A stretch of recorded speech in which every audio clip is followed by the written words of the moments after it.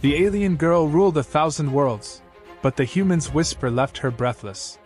He stands at the threshold of a chamber draped in the hushed glow of alien lamplight, and for a moment all the noise of war and infiltration dies behind him. Bodies line the corridors, guards in shining obsidian armor, each wearing the crest of the Varelian Empire. Their eyes stare emptily at the polished floors, as though they never believed someone could breach these walls. He's crouched behind a half-collapsed column, scanning the space with a cold, precise stare, a lone operative in stolen infiltration gear, blood streaking the side of his jaw. The figure seated in the center of the vast, opulent chamber is motionless, bathed in the flicker of bioluminescent fixtures that illuminate with slow pulses, like the breath of a living creature. He knows she is waiting for him. There's a subtle shift in the atmosphere as he approaches, a ripple that prickles across his skin. His heart smashes against his ribs, and sweat trickles down the side of his neck, but he stills himself and focuses. He raises his sidearm, stepping out from behind the debris. The woman, no, the Empress, does not move, not even to track him with her eyes. But he can feel her presence, a gravitational force that sets his nerves on edge. A few heartbeats pass. Her golden eyes flicker to him in a half-lidded acknowledgement. She breathes, and something crackles in the air between them. Her presence alone exerts a pressure that almost compels him to speak first, but he won't. He allows 3 more seconds of tension to coil tight as wire in his chest. A faint smirk touches the corner of her opalescent lips. "Did they send a weapon?" she murmurs, her tone a melodic spike that resonates in the marrow of his bones. "Or did they send a man who merely believes he can aim?" He stares at her, unblinking, letting that question settle. Something in him tightens like a tripped wire. The challenge in her words is clear. For a beat, he doesn't respond. His name is Kale, and by now, he should be used to fear. But everything about her sets his instincts aflame. Her body is marked by faint lines of golden luminescence, almost star-like patterns webbing across her throat, shoulders, and arms, continuing down over her chest. She's sitting on a pale throne of living bone, organic arcs that cradle her gracefully. Her hair is something like a shimmering crown of spines, flickering with subtle pulses that match the gold flowing over her body. She doesn't look bound. She looks enthroned. Alive. Dangerous. Kale keeps his sidearm steady. He lowers his center of gravity, testing the floor with a shift of his stance. "I don't miss," he says, voice cutting, refusing to let her set the tone. He doesn't elaborate. She smiles, like she's just found a new toy. The chamber walls are lined with tall, rose-hued columns that arch overhead, leading to a dome set with luminous crystals. The atmosphere thrums with a quiet hum of alien technology. Corpses around them wear the black uniform of her own guard, and none of them show a single mark of visible trauma. Whatever she did, it was swift, precise, like a cosmic exhalation that simply ended them. Kale can't decide if she means to let him walk out of here alive or if she's just toying with him. But he has a mission: bring the Empress Citadel, the most feared and revered ruler of 1,000 conquered systems, out of this hidden prison world. Except, from the look of it, she doesn't appear to be imprisoned at all. She rises slowly, her bare feet making no sound on the polished floor. She's tall, lithe, her limbs shaped with sinuous muscle, and the glow that runs across her body pulses in time with the subtle fluctuations of her breath. When she steps around the bodies of her fallen guards, it's not with caution or remorse, but regal detachment, as if these men died simply because they didn't deserve to live in her space. Kale notices the way her eyes briefly flick over his gear, the matte black combat suit hugging his torso, the harness at his waist with knives strapped at both hips. She says nothing about it, simply cocks her head in an unspoken invitation. His jaw tightens. He wonders if she senses the coiled violence in him, or if she simply knows she has power no normal soldier can hope to match. They are 10 paces apart, each refusing to move first.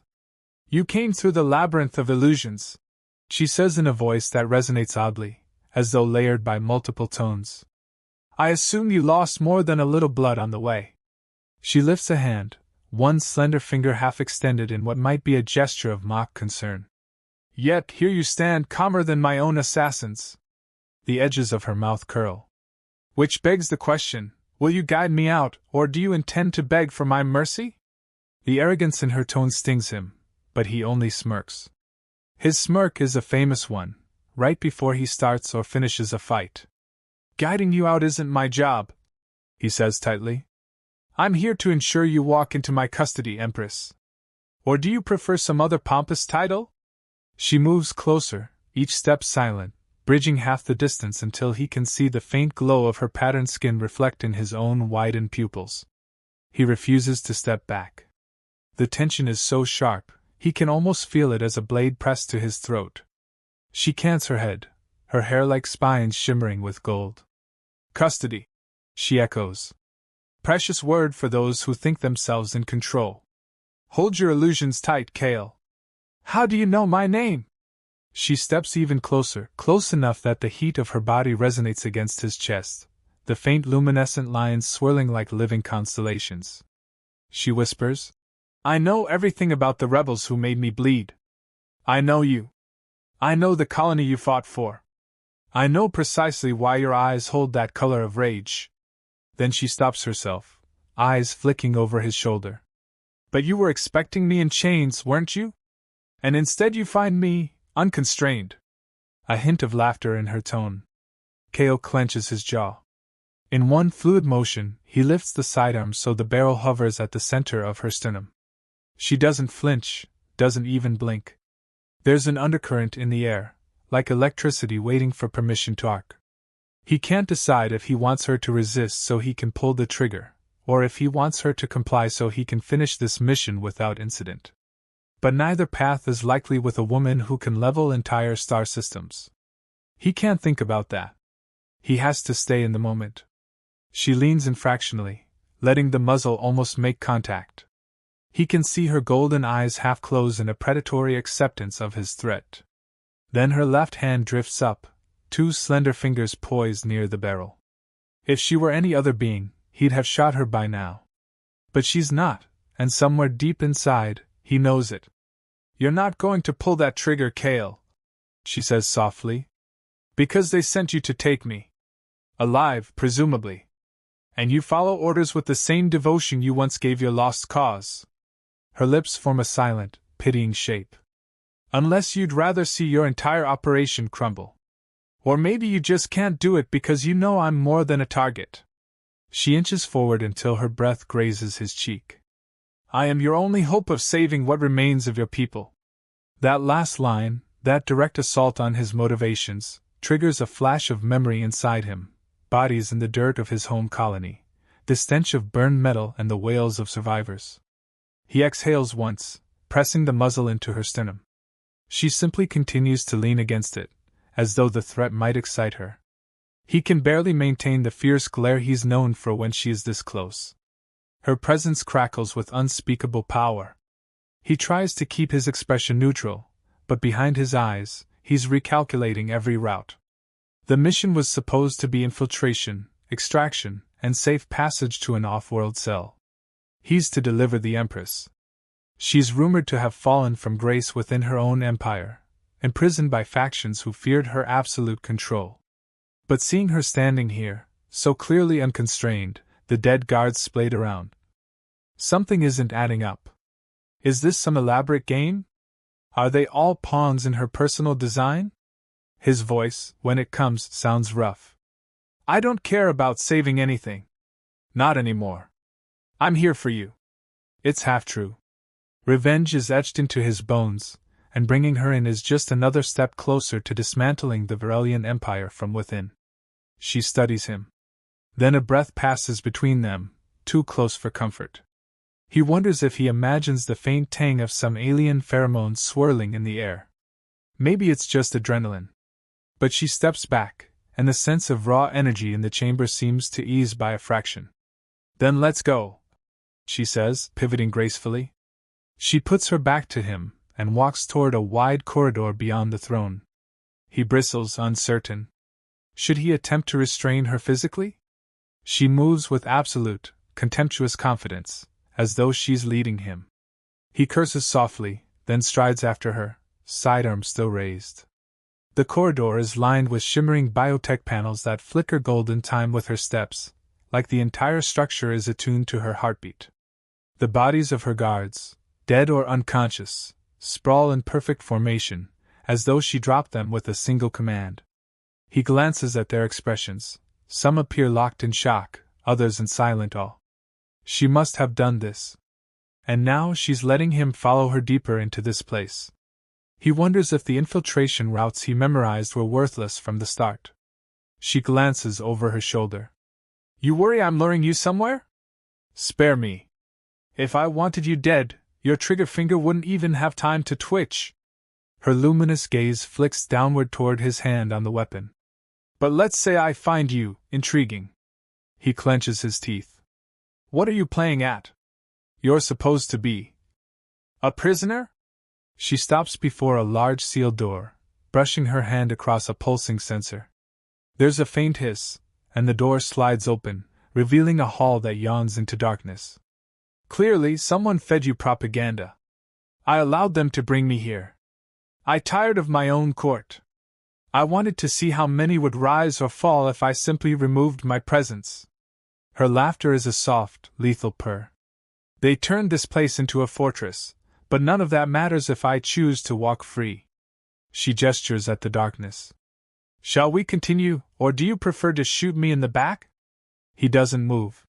Her words are both infuriating and mesmerizing. There's something about her voice.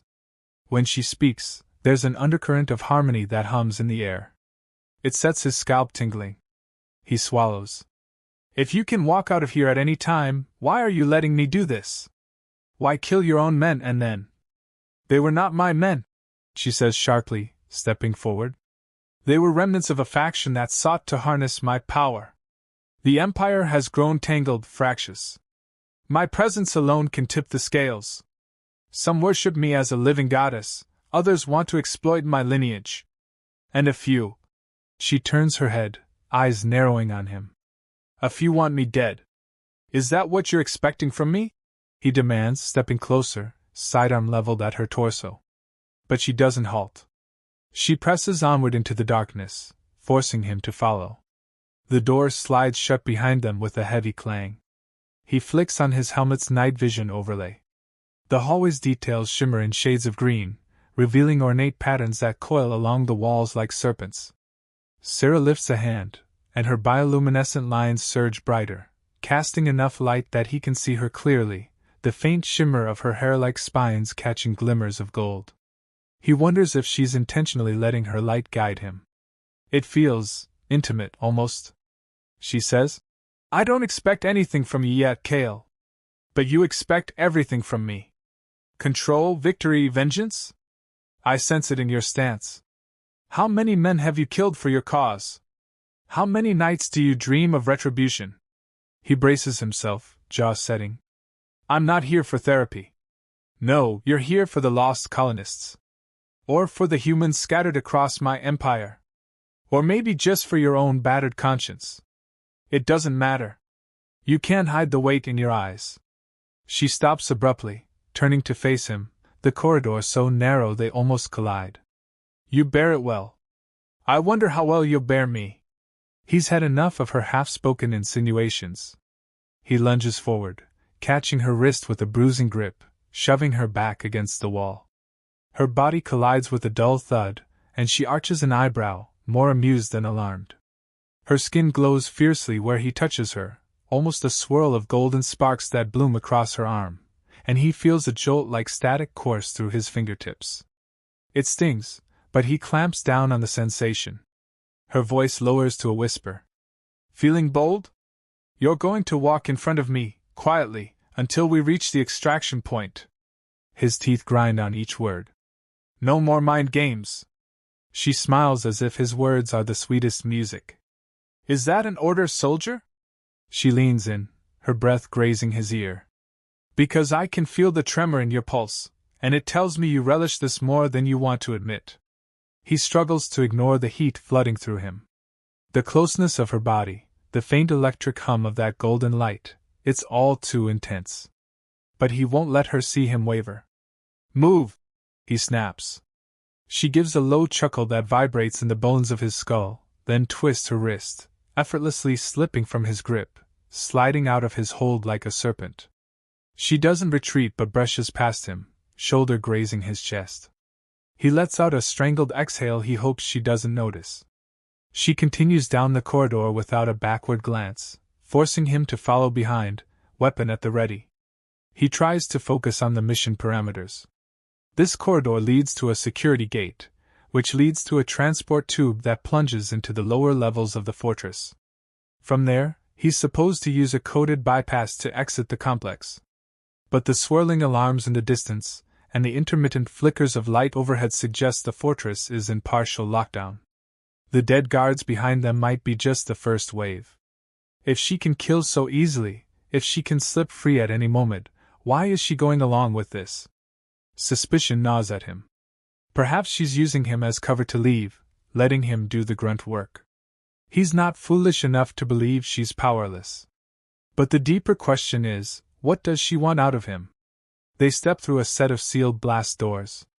The lights flicker, revealing a wide security checkpoint with scanning arrays overhead. The structures are reminiscent of human tech, but with organic lines that blur the boundary between steel and living matter. Ahead, a squad of heavily armed soldiers stands in formation, gear far more advanced than the black uniformed guards scattered behind them. Cale tenses, raising his weapon. But the squad is lying on the floor, unmoving, their suits scorched. The stench of ozone lingers. Cyrus surveys the scene with mild interest. It seems some tried to stand in our way. He checks pulses quickly. Dead. No bullet wounds. More like they collapsed from some internal assault. The walls around them are scorched with black arcs, as if lightning lanced through. He spares her a glance. Her expression is cold, unreadable. She steps delicately between the bodies, untroubled. Cale's adrenaline spikes. He's part thrilled, part terrified. If she can do this with a wave of her hand, why even keep him alive? Yet here she is, letting him lead. A swirl of conflicting impulses churns in his gut. Past the checkpoint, a wide steel platform juts over an open chasm. The vantage is dizzying, revealing a hollowed-out interior with multiple tiers below, labs, cells, massive cargo lifts. Glaring spotlights beam across the space, scanning for intruders. Cale spots the access corridor to the left, but the path is barricaded by energy shields. Cyrus steps to the edge, peering down. The faint luminescence in her hair intensifies. Shall we descend? He peers over the side, measuring the distance. No direct stairs. The standard route is an elevator beyond the shield. They'd have to disable the shield, cross a catwalk under heavy guard, then hack the control panel. All in the midst of a fortress possibly teeming with more soldiers or advanced automata. He clenches his fists. That route might be suicidal, but the infiltration plan offered no simpler alternative. He checks a small device on his wrist, flickering from the interference this place generates. Damn it, he mutters under his breath. My exfil route is compromised. We might be stuck here unless we can break that shield. She nods to the barrier. You have the means to break it? She doesn't sound concerned, just curious. I do, but it'll take time. More than we have if reinforcements are on the way. His eyes flick to her. Unless you can kill them all with your mind or something. She regards him, almost amused. It's not just killing them with my mind. My people have lived with certain resonances for millennia. We harness them through the biology of our lineage. But yes, in simpler terms, if I wanted to bring that shield down, I could attempt it. The cost might be high, for me. He weighs that. High. She gives him a sidelong glance. Burning energy at that scale requires I expend a portion of my vital reserve. I'm not inclined to do so lightly. That's a piece of intelligence no one had. She has limits. She's not an inexhaustible goddess. It stirs an odd sense of reassurance, and a strange protective urge he tries to crush. She's still the Empire's figurehead, after all. He nods. I'll do it myself, then. I have an EMP charge, but I need time to place it at the shield's generator. You'd have to keep me alive until I can set it off. She laughs, low and throaty. Oh, you want my protection now? How quickly you shift from threats to cooperation. He wants to snap a retort, but she's right, he does need her. The corridor leading to the generator is likely crawling with hostiles. She steps past him, heading toward the shield's faint blue glow. She draws a hand through the air, and the glow brightens, reacting to her presence with an almost sentient curiosity. I'll keep them off you, she says, if only for my own amusement. If we're to exit this fortress, there's no reason to waste time with lesser threats. Kale exhales, scanning the area for movement. Fine. Let's move. He keeps his sidearm ready, and together they slip along the perimeter. The low hum of the fortress's power grid vibrates beneath the floor. He's hyper-aware of her near-silent footfalls behind him, the aura of her heat. They pause behind a massive column. Ahead, the shield generator rests behind a cluster of turrets. It's not a complicated setup, but it's heavily guarded. He sees at least 10 troopers patrolling. They wear advanced exoskeleton suits, each armed with plasma rifles capable of carving through standard body armor like paper. He takes a quick inventory of his arsenal. A sidearm, 2 knives, a couple flash grenades, and the EMP charge. He glances at Syrah. Stay low, he grunts, then creeps forward. Her laughter ghosting his ear is a small reminder that she's not the type to be ordered, but she follows, perhaps humoring him. They reach a vantage behind stacked crates. Kale can see the troopers more clearly now. He's about to suggest a plan when Syrah places a hand on his shoulder. The contact jolts him, a fizz of warm static that runs straight up his spine. She leans in, breath brushing his ear. I'll draw them to the far side. When they're distracted, place your device. Her lips nearly brush his skin. Don't get shot. His mouth goes dry, but he manages a nod. She eases away, slipping into the shadows. He almost loses sight of her, but then he sees a faint gold glow trailing across the far side of the corridor, a lure that might catch the trooper's attention. Sure enough, a flicker of movement draws the guards. Voices bark orders. A patrol peels off to investigate. Kale seizes the moment, sprinting across the open gap, ducking behind the shield generator's housing. He hears staccato bursts of plasma fire from the distance, and his heart thunders. Either she's engaging them, or they're shooting at illusions she conjured. He can't tell. He sets to work, pulling out the EMP charge. The instructions rattle in his mind: set the charge at the generator's center, rig the frequency to disrupt the shield for a minute at least. A minute is all they need. He's halfway done when a guard steps around the corner, rifle raised. Kale has no time to think. He surges up, intercepting the rifle with his arm, deflecting the muzzle away. The plasma discharge scorches the air beside his ear. The guard is strong, augmented by the exoskeleton, and slams Kale against the generator. Kale's teeth clack together from the impact, but he lashes out, smashing the butt of his sidearm into the trooper's helmet. The soldier staggers but doesn't fall. Kale growls, hooking a leg around the soldier's knee, twisting them both to the floor. The soldier tries to bring the rifle back around. Kale presses his sidearm to the soldier's visor, pulling the trigger. Sparks erupt as the visor cracks, and the trooper goes limp. Kale rises, panting, scanning for more enemies. He can still hear bursts of plasma, screams, and then a strange, resonant hum that vibrates deep in his gut. Syrah must be unleashing her voice. Another trooper appears, launching a short barrage that scorches the crates beside Kale, sending shards of superheated metal and wood spinning. Kale dives, rolling behind the generator's housing. He fires twice, but the exoskeleton deflects the rounds. The trooper advances. Kale's mind races. His charge is set, but he needs to arm it and get out. The trooper steps around the edge, raising a rifle. Kale grits his teeth and braces for a final exchange, only for the trooper to suddenly freeze. The man's body convulses with a spasm that arcs his spine backward. Thin lines of gold crackle across his torso, and he collapses. Standing behind him is Syrah, luminous patterns blazing across her arms, her fingertips still sparking. She glances at Kale, giving him a look that's half exasperation, half amusement, as though to say, "Took you long enough." He scowls but quickly arms the EMP. "We have 3 seconds once it fires," he mutters. "Stay close." He presses the detonator, and a pulse of bright blue radiates outward with a thunderous boom. The shield generator crackles, then dies. The corridor floods with sparks. The energy barrier flickers out, revealing the catwalk beyond. Alarm shriek. Sarah nods once and moves, leading the way with a gliding confidence that suggests she isn't concerned about additional threats. Cale catches up, firing at a pair of troopers sprinting their way. He hits one in the knee, sending him crashing to the floor, and the other is forced to take cover. Sarah's eyes flare. She raises a hand, and the trooper's scream echoes as he's flung against the wall, pinned by an invisible force. Cale sees the air shimmer. Could it be some kind of telekinetic resonance? He tries not to dwell on it. He simply hustles across the catwalk, following Sarah's lead.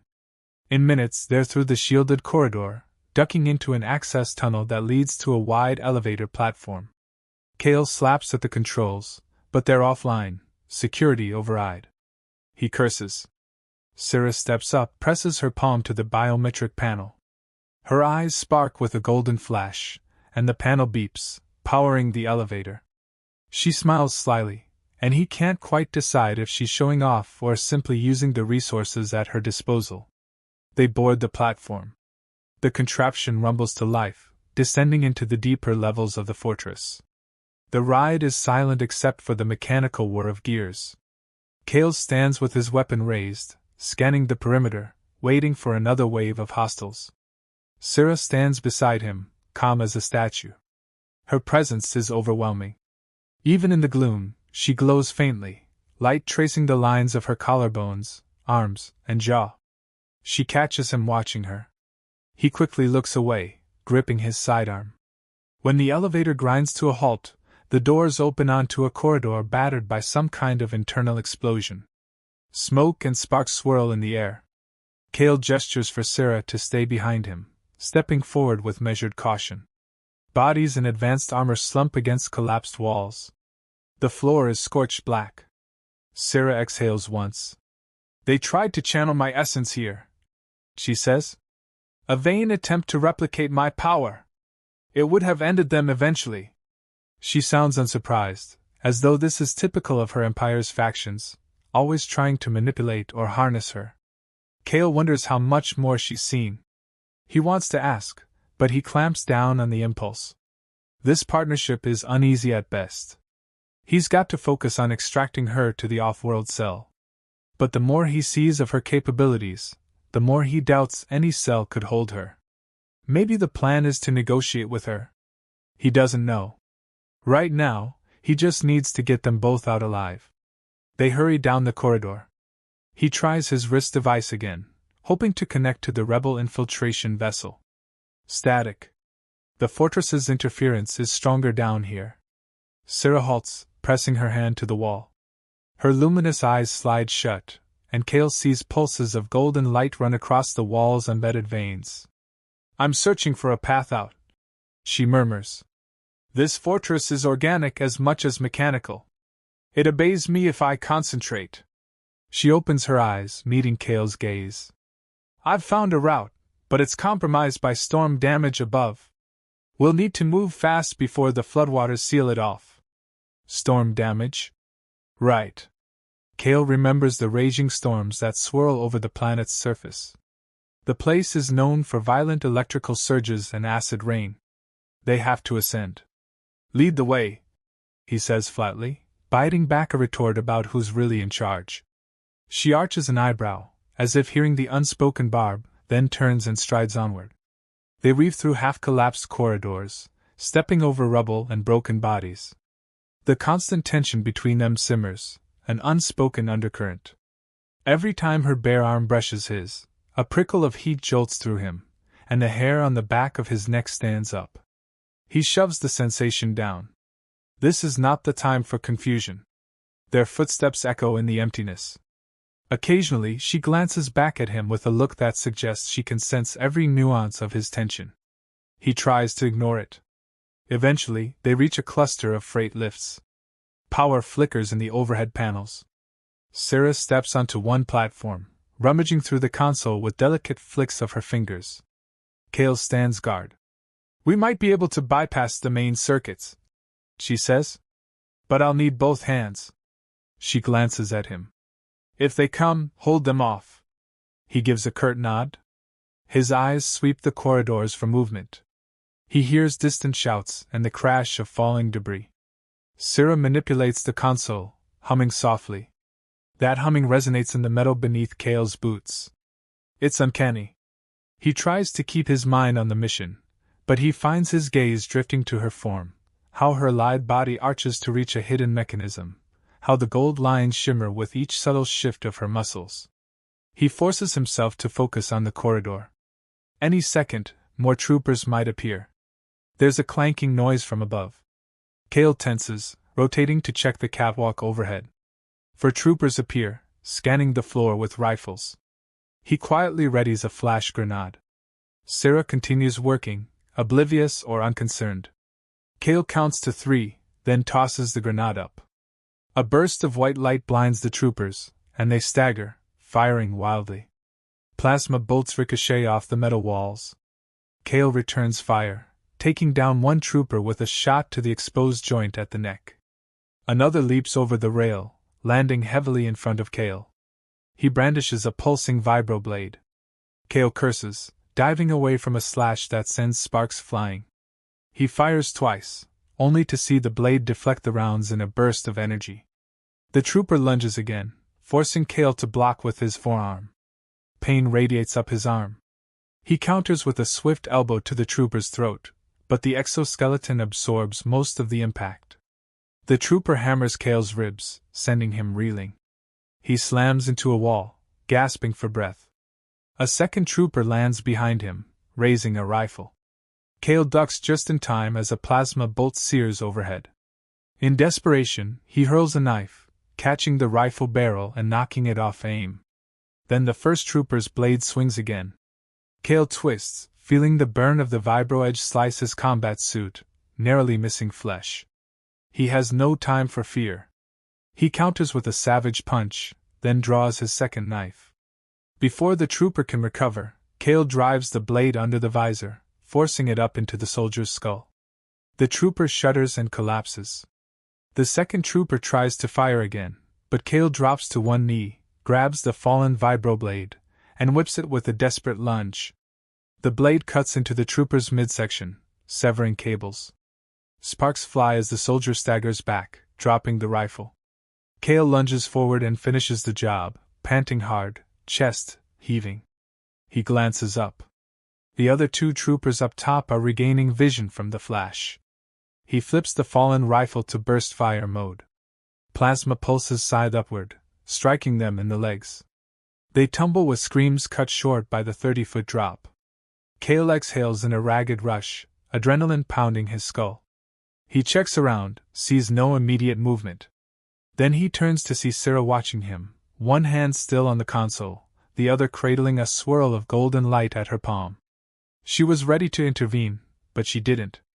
She let him fight. Her eyes sweep over his bruises, his lacerated suit. There's something almost approving in her gaze. The freight lift hums to life, the platform trembling as it descends from the upper track to their level. "Nicely done," she says, voice laced with cool appraisal. "Better than I expected. Seems you might be more than a pretty face with a gun." He spits a bit of blood from a split lip, refusing to be goaded. "I handle my business. Now let's get out of this hellhole." She steps onto the lift, beckoning him. He follows, glancing warily upward. The platform rises, carrying them toward the next level, where, according to the infiltration schematics, they should find an exit passage leading to the planet's surface. The tension between them remains taut. He can feel her gaze flick over him, sense her amusement at his controlled aggression. He hates that it thrills him a little, like a twisted dance where each violent turn only draws them closer. They emerge into a corridor battered by storm leaks. Rainwater hisses through a torn section of the ceiling, dripping onto the floor in acidic plumes of steam. Sarah motions for him to keep up, stepping around the puddles. Where the water touches her bare skin, it sizzles. She doesn't flinch, though her bioluminescent lines flicker. He wonders if she feels pain the same way he does. The hallway leads to a massive vault door. According to Kale's intel, it's the final barrier before the loading docks and the exterior hangars. He moves to the control panel, but it's shorted out, a blackened ruin from the storm. Great, he mutters. We'll have to cut it open or find another route. Sarah runs her fingertips over the door's surface. Stand back, she says, her voice lower, resonating in multiple tones again. Golden sparks race along her arms, gathering at her palms. Kale backs away, shielding his eyes. She exhales, and a pulse of golden energy ripples out, resonating against the door. The metal creaks, buckles, then cracks open as if forced by invisible hands. Pieces of alloy shriek in protest, then the door collapses inward. The wave of heat that billows out nearly knocks Kale off his feet. He stares at her. She trembles slightly, breathing harder, her glow flickering. She won't admit it, but that took a toll. Without a word, she strides forward. Kale follows, scanning the new chamber beyond the broken door. They emerge into what looks like a cargo bay, half flooded by stormwater that seeps from open cracks in the exterior wall. Machinery hums in protest, and the overhead lights flicker. A large set of blast doors on the far side presumably leads to an external landing pad. Kale nods that way. We head there, signal the extraction, and get off this rock. Sarah eyes the swirling acid rain that creeps in from the cracks. Your plan to whisk me away to your rebel hideout better hold more than a patchwork of half-truths, Kale. I have no patience for human games. He turns sharply on her. You think this is a game? I'm risking my life to pull you out of here. If I wanted a game, I'd leave you to rot. His voice is rough, echoing the anger that simmers in him. She regards him quietly, and for once, her arrogance seems to recede. Almost. She steps closer, lifting a hand as if to brush a fleck of blood from his cheek, then thinks better of it. Or perhaps she's testing how he'll react. He stiffens, but she lowers her hand. The moment is charged with unspoken tension. They're both battered, exhausted. The fortress behind them stands in partial ruin. Corpses litter the corridors. The promise of an uncertain future beckons beyond those blast doors. A sudden rumble shakes the bay. The storm overhead intensifies. Kale glances up to see the ceiling groan. Sarah curses in her own language, a string of sharp syllables. A crack rips open, and a torrent of corrosive rain pours through, threatening to flood the entire bay. They sprint for the opposite side, skidding on wet metal. Kale's boots slip, but he recovers, adrenaline surging. He shouts over the din. We need to hurry! The loading pad might be half submerged, but there's a craft. My people left it behind.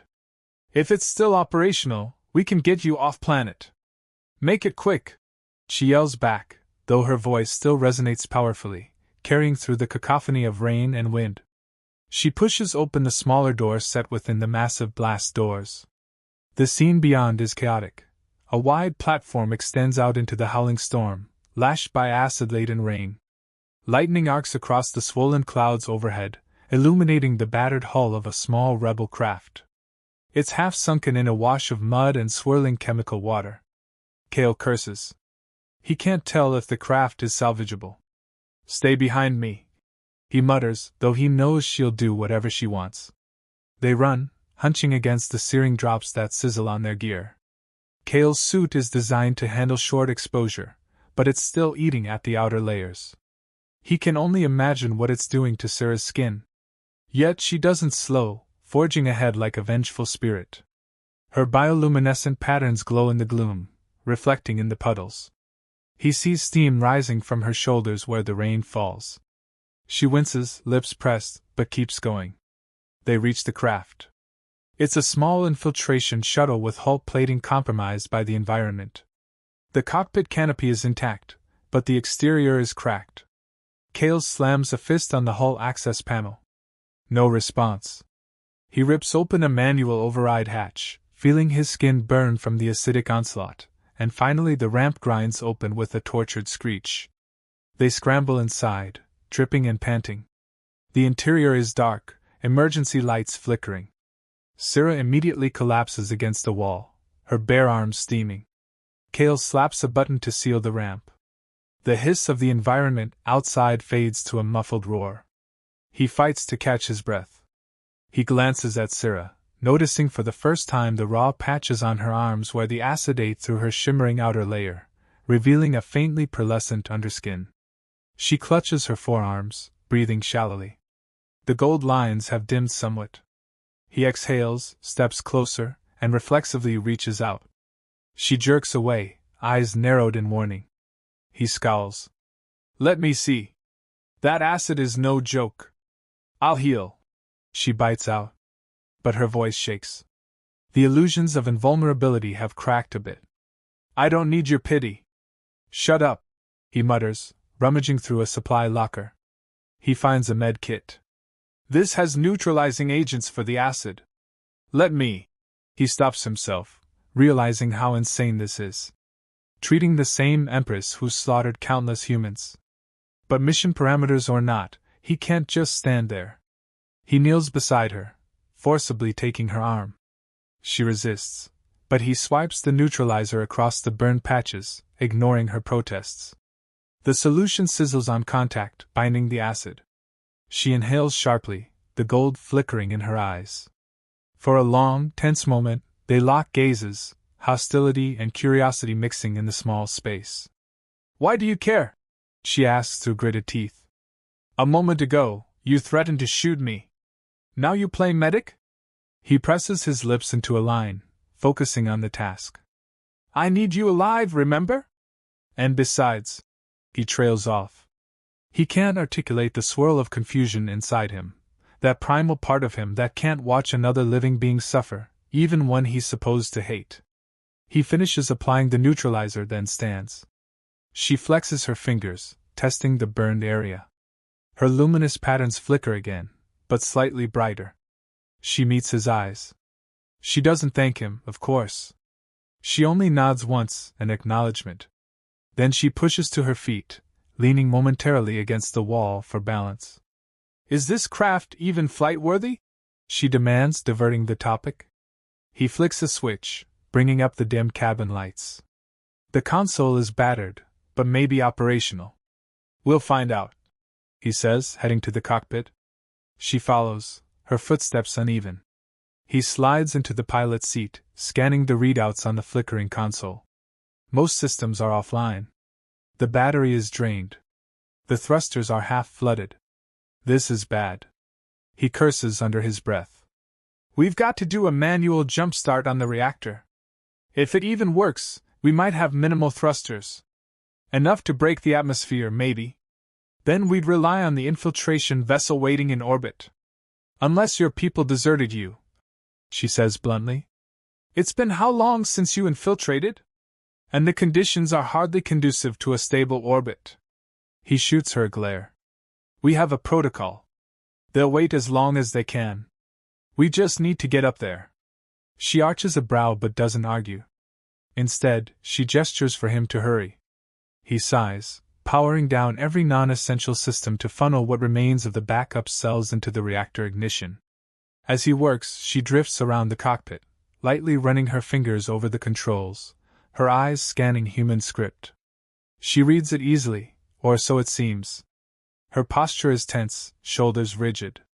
Kale feels a surge of heat in the small space, as though her presence alone raises the temperature. Suddenly, a metallic groan rips through the hull. The entire craft lurches, tipping sideways.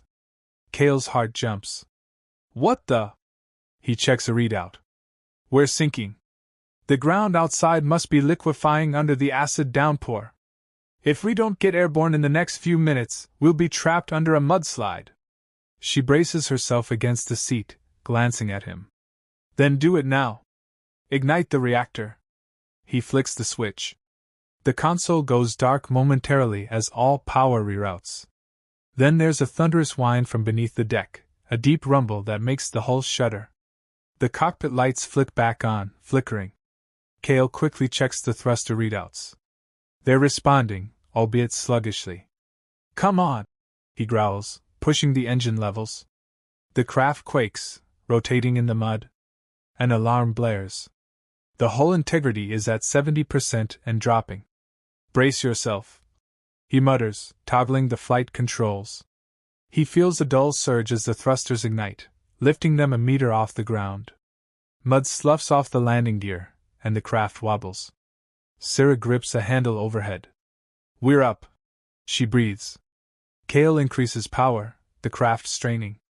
The acid-laced rain hammers the canopy, and lightning stabs across the sky. Slowly, painfully, they ascend, pulling free of the collapsing platform. The fortress looms below, half submerged in swirling runoff. If they can just gain enough altitude, they might push through the storm's worst layers. Cale grits his teeth, adjusting the stabilizers. They climb steadily, battered by wind and acidic precipitation. The hull rattles ominously. He glances at the sensor display, searching for any sign of enemy fighters. The Empire might still have a presence in orbit. He sees nothing but static. Then a flicker of motion, some orbital structure? He can't be sure. Sarah stands behind him, one hand braced on his seat. She's close enough that he can feel the warm glow radiating off her body. He can't decide which sensation is stronger, the weight of the craft's precarious flight, or her presence that floods his senses with heat. He shakes his head, focusing on the controls. They punch through a thick layer of cloud, and the environment dims to near pitch black. Lightning flashes strobe across the canopy, revealing glimpses of swirling clouds. The altimeter climbs, but the craft struggles. The power flickers. Cale curses. We might not make it out of the storm.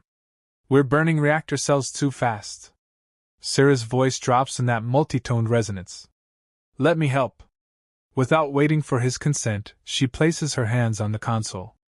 Golden filaments swirl over the panels, and the ship's lights flicker as if responding to her energy. Cale feels the engine surge. The craft lurches, then rockets upward, buffeted by the storm but at a drastically improved thrust. He stares at her in astonishment. She doesn't meet his gaze. Her face is strained, sweat beading at her temples, the lines of golden light pulsing rapidly over her arms. She's channeling her power into the ship.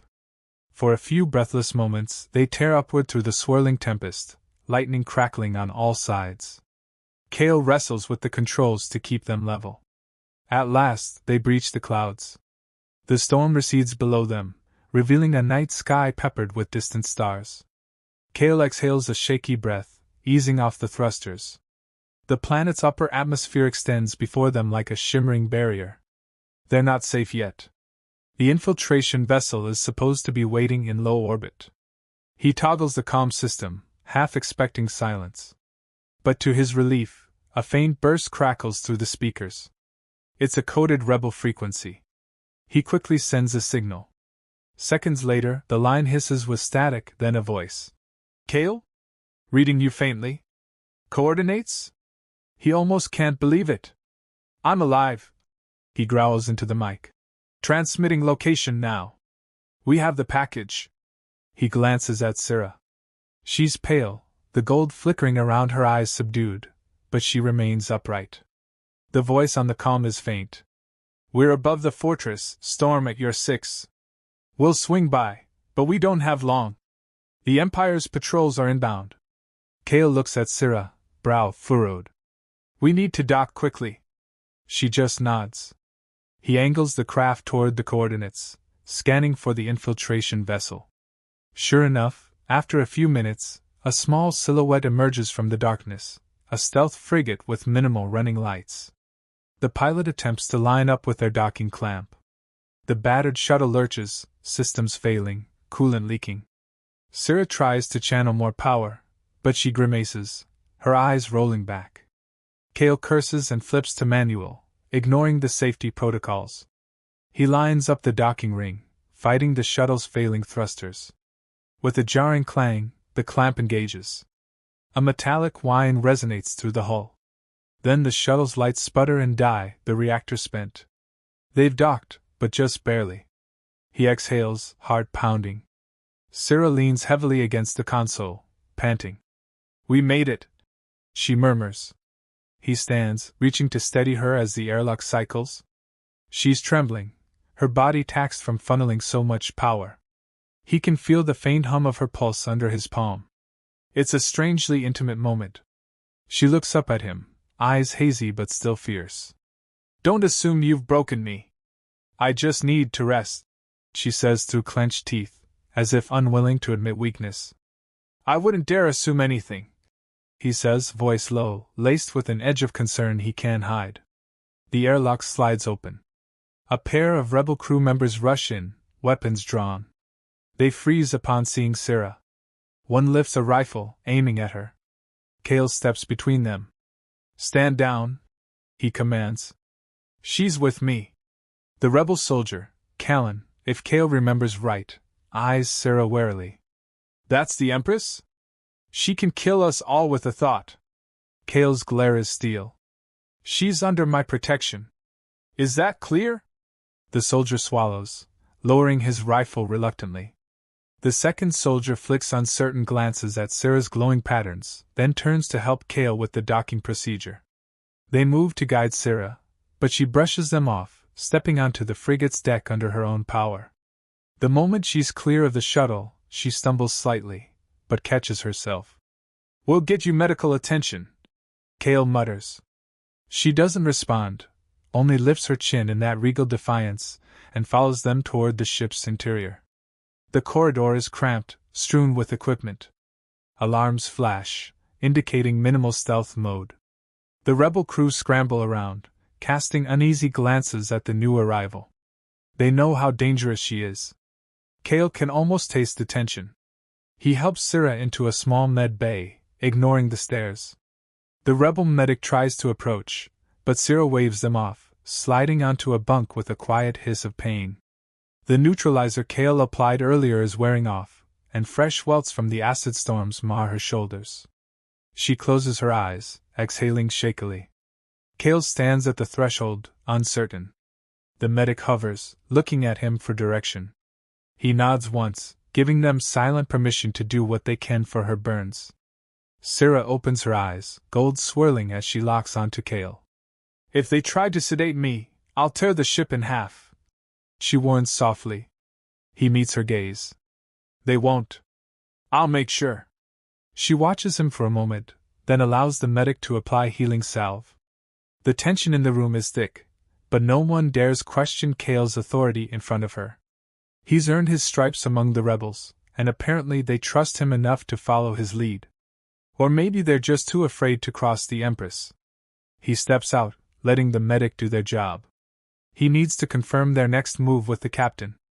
The corridor echoes with the hum of the frigate's engines powering up for an emergency jump.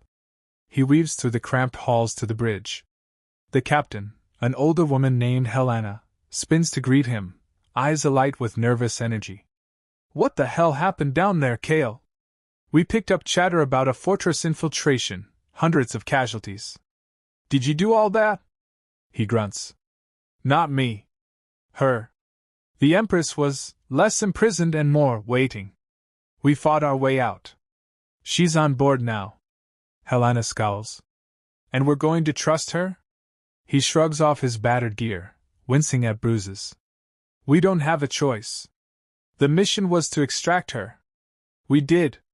If the rebels want leverage, she's it. She claims the Empire is fracturing. We can use that. The question is, where do we go now? We can't stay in orbit. Enemy patrols will find us.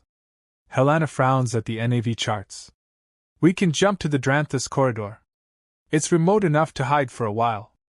But the moment the Empire realizes we have her, they'll comb every sector. Kale exhales, running a hand over his stubbled jaw. Do it. We need to regroup, and she needs rest if she's going to be cooperative. Once we're safe, we'll figure out the next move. Jump in 5. Strap in, Helena says, turning to the helm. Kale heads back toward the med bay, bracing himself against the ship's walls as the engines spool up for FTL. The deck plates vibrate.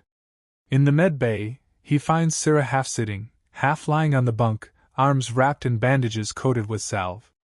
Her spines are dimmed, her luminous lines subdued. Yet even in this weakened state, she exudes a thrumming aura of power. The medic steps back, finishing their work. Kale hooks a hand on the bunk's edge as the ship lurches. A sense of weightlessness grips them momentarily before the artificial gravity restabilizes. She peers at him through hooded eyes. "You're risking a lot by bringing me here," she says, voice quieter now that they're relatively safe. "Your people will want to use me. I can sense it." He doesn't deny it. "Of course they will. But you're not a child. You must have known that going in. Maybe that's what you want, to be used in a way that suits you." Her lips twitch in a faint smirk. "Perhaps. Maybe I simply wanted to see how far you'd go to pull me from the jaws of captivity." She's silent for a moment, then her gaze flicks to the medic, who pretends not to listen. Sarah lowers her voice, speaking only for Kale to hear. "It's curious that you jumped to my defense earlier. When the soldier pointed his gun at me, you didn't hesitate." He scowls, crossing his arms. "They're my people, but they follow orders. If someone put a bullet in your head, we'd lose our best chance of..." He stops short. Does he say revenge? Victory? Peace? He's not sure. The swirl of motivations that once seemed so clear is now murky. "Anyway, I just did what I had to do." She holds his gaze. "And that's all?" "Yes," he snaps, though the conviction in his voice sounds forced, even to him. She narrows her eyes, a ghost of a smile hovering.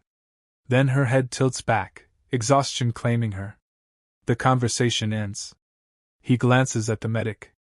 "Keep me posted on her condition." They nod, and he steps into the hall, mind churning with unanswered questions. Time passes in a blur of engine hums and corridor chatter.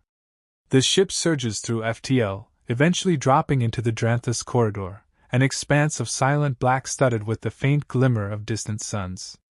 The rebels set up a perimeter watch, scanning for any sign of pursuit. None appears yet. Kale tries to rest in his cramped bunk, but every time he closes his eyes, he sees her face, her luminous patterns, the arch of her body flaring with golden energy. He imagines the fortress, the swirling storm, her mocking voice. He clenches his fists, unable to find stillness. With a grunt of frustration, he leaves his bunk and paces the corridor. He finds himself drawn to the medbay again, though he's not sure why. He tells himself it's to check on her condition, keep the mission secure. But part of him is simply curious. She's awake when he steps inside, sitting upright, the bandage is gone. Her skin is partially healed, golden lines more vibrant now. She regards him with that unwavering gaze. "Feeling better?" he asks. He keeps his tone neutral, as if inquiring about a soldier's readiness. She rolls a shoulder, testing the newly healed flesh. "Yes. Your medics do decent work. And I..." She trails off, letting a flicker of gold pass from her fingertips into the air. "I can finish what they started." He nods, stepping closer, hands in his pockets to avoid seeming threatening. "We're in the Breathless corridor. Safe for now." She lifts her eyes to meet his. "Safe for you, perhaps. I remain the most hunted figure in this quadrant. Do you think the Empire will stop looking because we've left that fortress behind?" There's an edge to her voice, bitterness or maybe regret. He can't quite read it. "They'll keep coming, sure. But we have you now. That changes things for both sides." She narrows her eyes. "When you say we have you, it sounds like captivity. I assume your leaders want to interrogate me, use me for negotiations, or simply glean my secrets. If so, I might just turn your minds inside out and walk away." He matches her gaze, unflinching. "You could try. But I suspect you haven't already done it because you're curious. About us, about me." He doesn't know why he says that last part, but he can't deny the tension between them. She smirks, not denying it either. The medic in the corner slips out discreetly, sensing the shift in atmosphere. The door slides shut, leaving them alone. For a long moment neither speaks. The hum of the ship's life support system buzzes in the background. Sarah's gaze drifts over Kale's bruised face, the swelling near his temple. "You're hurt," she notes quietly. I've had worse, he mutters, unconsciously touching the tender spot. He sees the flicker of her luminous patterns. It almost looks like concern, but he can't be certain. She lifts a hand, as if to reach out, but catches herself. A moment of quiet tension passes. There's something about you, she says, that isn't like the others. You're not motivated by petty fear. You move toward conflict. You relish it. Yet, you took a risk to save me from the acid. Why? He exhales slowly, unsure how to frame his answer. Because leaving you to die in that storm wouldn't have felt like a victory. And maybe, for the sake of the cause, we need you intact. That's all. She laughs, a soft, dangerous sound. Is it? You smell of half-truths, Kale. She rises from the bunk, stepping close enough that he can feel the static charge of her presence. She's wearing a simple medical wrap around her torso, and the lines of gold swirl across her shoulders, descending over the curve of her chest. He tries not to stare, but it's impossible to ignore the mesmerizing patterns. Stay back, he warns, though his voice lacks conviction. She's not threatening him, not in the typical sense, but the air between them crackles with potential. He can't decide if he wants to push her away or pull her closer. His fists clench at his sides. She lifts a hand, brushing her fingertips near the bruise on his temple. He flinches but doesn't move away. The moment her skin contacts his, a ripple of warmth pulses through him. He inhales sharply, feeling his heart pound. She exhales, letting her luminous energy flow over the bruised area. He feels a subtle healing effect, the pain receding. Her eyes half close, as if absorbing his tension. He swallows. Being this close to her is like standing next to a star, both alluring and lethal. She withdraws her hand, stepping back with a half-smile. There, she murmurs. It won't vanish completely, but it should ease. The faint swirl of gold around her hands fades. He remains silent, grappling with a confusing surge of gratitude and resentment. She just helped him, but in doing so, reminded him again of her alien power. He breathes out. You could have healed yourself more quickly if you wanted, couldn't you? But you let the medics work. Why? Because I wanted to observe them. Learn more about your people. I've spent centuries ruling over species who either cower or worship. Your rebels are interesting, desperate, loyal, perhaps foolishly so. I'm still deciding if I should respect or pity them. He clenches his jaw. We're fighting for freedom from tyranny. She arches an eyebrow. And what do you call the factions who imprisoned me? They were my own empire, grown corrupt and fractious. The concept of tyranny is relative, depending on who holds the power. She gives him a measured look. But perhaps you have a purer motive, yes? You want justice for your colony, for your family? Her voice softens, just a fraction. I know what was lost there. He stiffens, a flicker of old anguish rising in his chest. I don't want to talk about it. She nods slowly, as though acknowledging his boundary. They stand in silence, the tension thick, something unspoken weaving between them.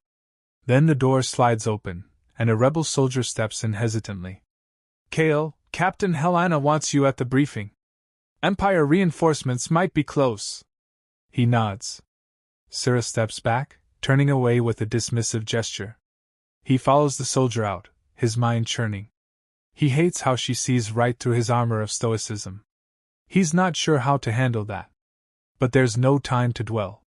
Duty calls, and the threat of the Empire looms overhead.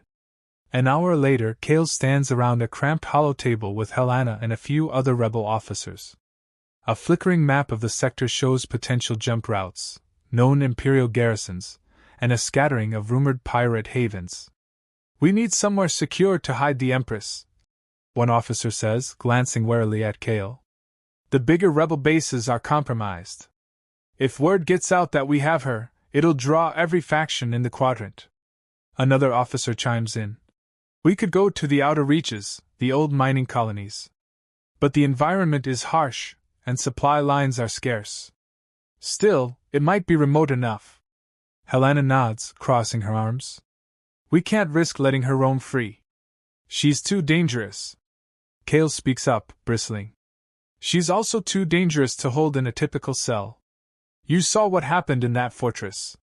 She'd kill half our men before they blink. They exchange uneasy glances. Finally, Helena sighs. We'll keep her under minimal guard, let her recover. We'll jump again soon.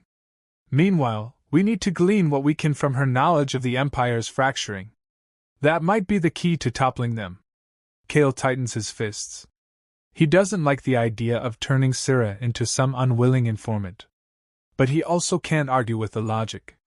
The rebels are desperate. They need every advantage. Helena ends the briefing, instructing them to prepare for another jump.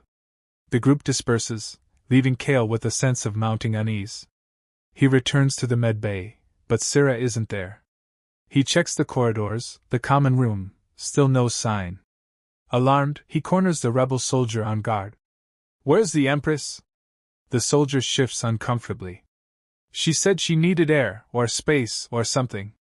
Went to the cargo hold. She's alone. Told me I'd regret following her. Kale's jaw clenches. He strides to the cargo hold. The door is slightly ajar, and inside, the overhead lights are dim. He steps in, scanning the shadows between crates. He finds her near the far wall, gazing out a small porthole at the drifting stars. She looks strangely small like that, arms wrapped around herself. He approaches quietly, not wanting to spook her. But she senses him anyway, turning her head slightly. So, she says softly, your people plot my next cage? He leans against a nearby crate, crossing his arms. They plot survival, Syrah. The Empire's not going to let us scurry away with you unchallenged. She tilts her head, the gold in her eyes reflecting the faint starlight. And you? Are you going to treat me like a tool or a prisoner? I've had enough of both. He swallows, studying her posture. She seems more subdued, less arrogant. Maybe that's exhaustion, or maybe it's a deliberate ploy. He decides to be honest. I don't know. My orders were to extract you and keep you secure. But you're complicating things. She gives a soft huff. I tend to do that. A lengthy silence settles in, heavy with unspoken tension. They're both wounded, physically and otherwise. When he finally breaks the silence, his voice is low, almost gentle. Tell me one thing truthfully, why did you kill those men in the fortress? Were they truly your enemies, or was it just to show off? She exhales, pressing her palm to the porthole's glass. They sought to siphon my power, to twist me into a puppet for their own ends. I gave them mercy by making it quick. If you think I kill for vanity, you misunderstand me. He nods slowly, not pressing further. Then he says, I saw your power. It terrified me. It still does. But maybe we can use that fear to fracture the Empire. She turns, a faint smirk on her lips. Now you speak like a strategist. Good. Because if you think me a mere figurehead, you're wrong. I shaped the Empire from its infancy. I can shatter it, too. That's what your rebels want, no? He nods, his mouth dry. Yes. But how do we know you won't just rebuild it in your image and crush humanity all over again? She steps closer, luminous patterns shifting across her torso. The Empire is an echo of me. If I change, it changes. If I let it go, it might die. I'm no longer certain which is best. He can feel the heat of her body now, sees the subtle rays of gooseflesh on her arms. Part of him wants to step back. Another part of him wants to close the gap. Her presence sets every nerve ablaze. He sets his jaw. So you're saying you're open to cooperation? She traces a fingertip along the rim of the porthole, glancing at him from beneath lowered lashes. Open, perhaps. But I don't come cheaply, Kale. There is always a price. He stiffens, mind flashing through the possibilities. What price? She smiles, an unreadable curve of her lips. We'll discuss terms when the time is right. Then she looks away, letting the moment slip. For now, your people can stew in their fear. And you. She trails off, letting the unspoken linger. He doesn't respond, his throat too tight with conflicting emotions. They remain there in silence for a while longer, side by side, staring at the drifting starlight beyond. Each breath stokes the tension, an invisible tether that binds them closer with every passing second. Time stretches into days aboard the cramped frigate, each hour thick with watchful eyes and unrelenting caution. The rebels keep their distance from Syrah, unnerved by her aura. Some whisper about how she might kill them in their sleep. Others speculate that the reason she hasn't turned on them is because of Kale. Rumors swirl about what transpired in the fortress, about how many she murdered. Kale ignores the rumors, focusing on daily tasks, inventory checks, potential rendezvous planning, repairing minor damage from the infiltration. He tries not to think about how the electricity between him and Syrah is building. He tries to keep busy, keep his mind off the way she looks at him. But forced proximity in the tight corridors ensures they cross paths often. Sometimes she wanders the ship, barefoot, the luminous patterns on her skin glowing in the dimly lit halls. Crew members shrink away, intimidated. Kale watches from corners, sees how her presence draws stares. She meets his gaze across the distance, an unspoken acknowledgement passing between them. It's like a combat dance. Each time they near each other, the tension crackles, unsaid words thick in the air. One afternoon, Kale is in the cargo hold checking supply crates when she appears behind him, silent as a cat. He almost drops the container he's lifting. "You move like a ghost," he mutters, trying to calm his startled heartbeat. She circles him, letting her gaze roam over his broad shoulders, the old scars across his forearms. Her expression is predatory, but not in a simple sense. It's as though she's evaluating both his strength and his vulnerabilities. "They're sending an emissary to speak with me, aren't they?" she asks quietly. "Your leaders want formal talks?" He nods. "We got word an envoy's ship is on the way. They want to formalize an alliance, use your knowledge to bring the Empire to its knees." She smirks. "And what do you want, Kale? Do you simply follow orders, or is there a desire hidden under all that bitterness?" He straightens, glaring. "Desire? I desire the end of your empire, that's all. Everything else is irrelevant." She steps closer, close enough that he can feel the subtle warmth of her exhaled breath. "Liar," she whispers. He clenches his jaw, fists at his sides. He's about to lash out, verbally or physically, but she presses a palm to his chest, right over his pounding heart. The gold light of her skin intensifies. He sucks in a breath, the sensation flooding his senses. It's not painful. It's warm, electric. He feels his heart rate spike, adrenaline surging. She leans forward, lips just a fraction away from his ear. "I can feel you trembling," she murmurs. He shoves her hand away, heart hammering. "Don't," he growls, though a part of him aches to pull her closer. She sees the conflict in his eyes, giving a slow, knowing smile. "You're fighting yourself as much as you're fighting me," she says. "It's delicious to watch." His scowl deepens, and he forces himself to turn back to the crates. "Whatever twisted thrill you get from toying with me, keep it to yourself. We're done here." He can almost feel her amusement behind him.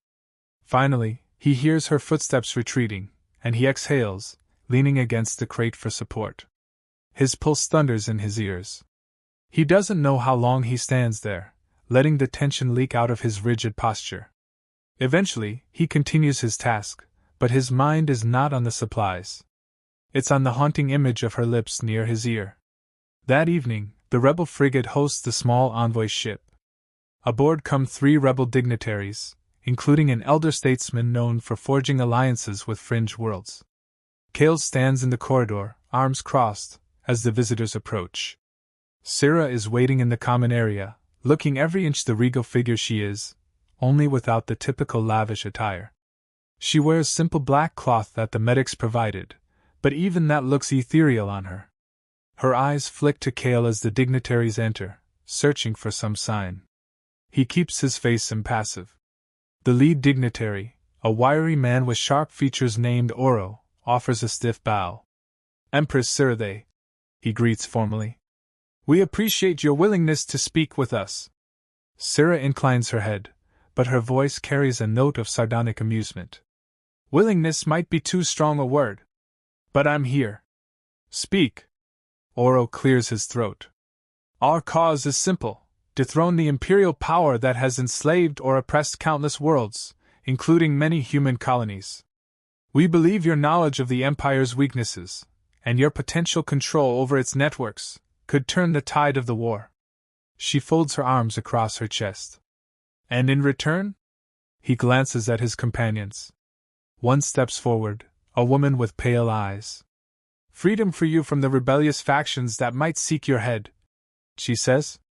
A role, if you desire it, in shaping a new governance.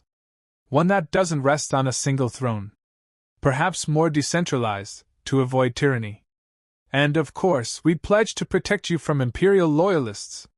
Syrah's luminous patterns pulse in a thoughtful rhythm. I see. So I'm to become your figurehead instead?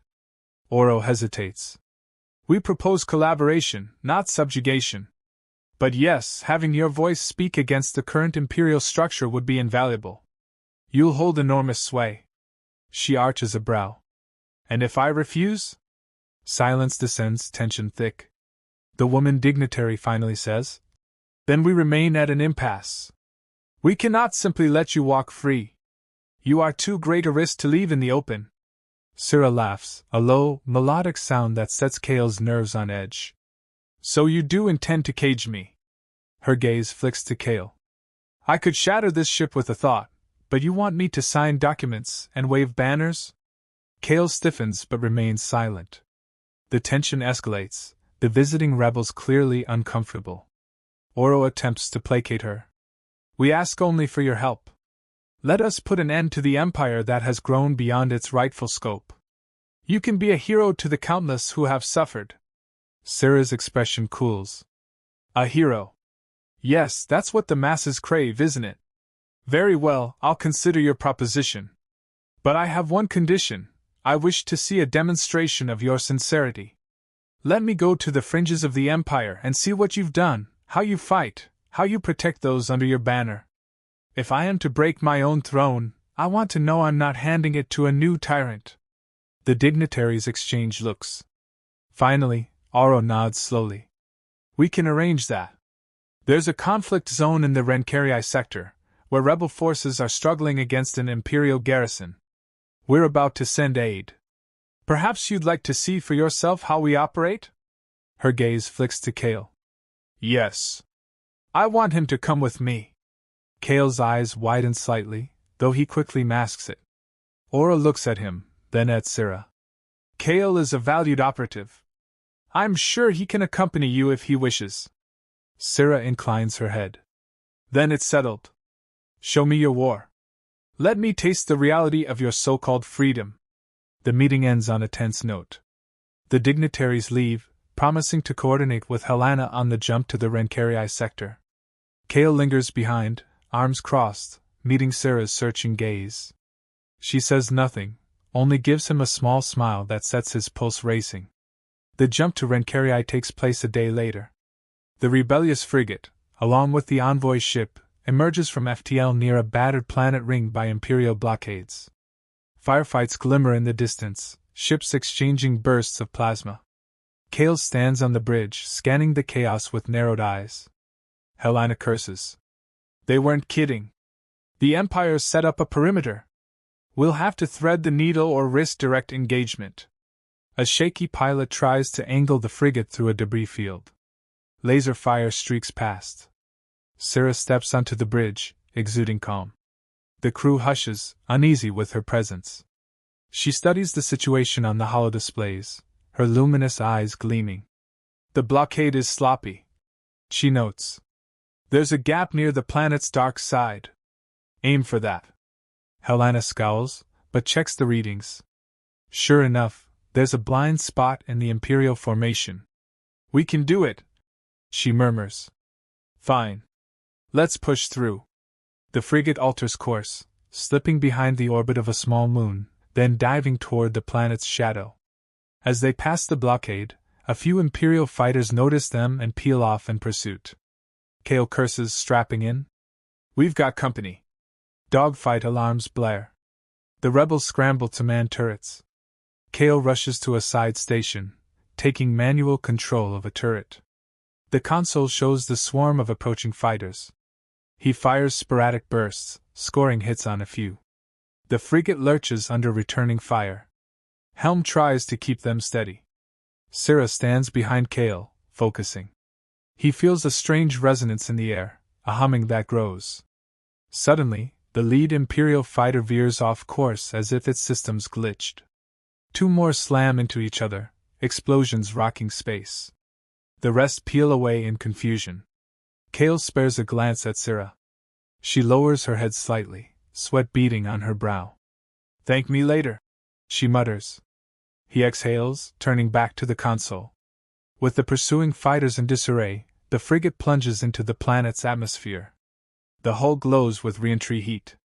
Moments later, they break the clouds, descending into a war-torn landscape of blasted craters and smoldering cities. Helena guides the ship to a battered rebel encampment at the edge of a sprawling wasteland. The landing gear screeches as they set down amid swirling dust. Kale unstraps, exchanging a tense look with Syrah. "Ready to see how we fight?" he asks. She steps toward the exit ramp, not waiting for an invitation. "Show me," she says. They disembark to find chaos. Smoke hangs in the air, and the acrid smell of scorched metal lingers.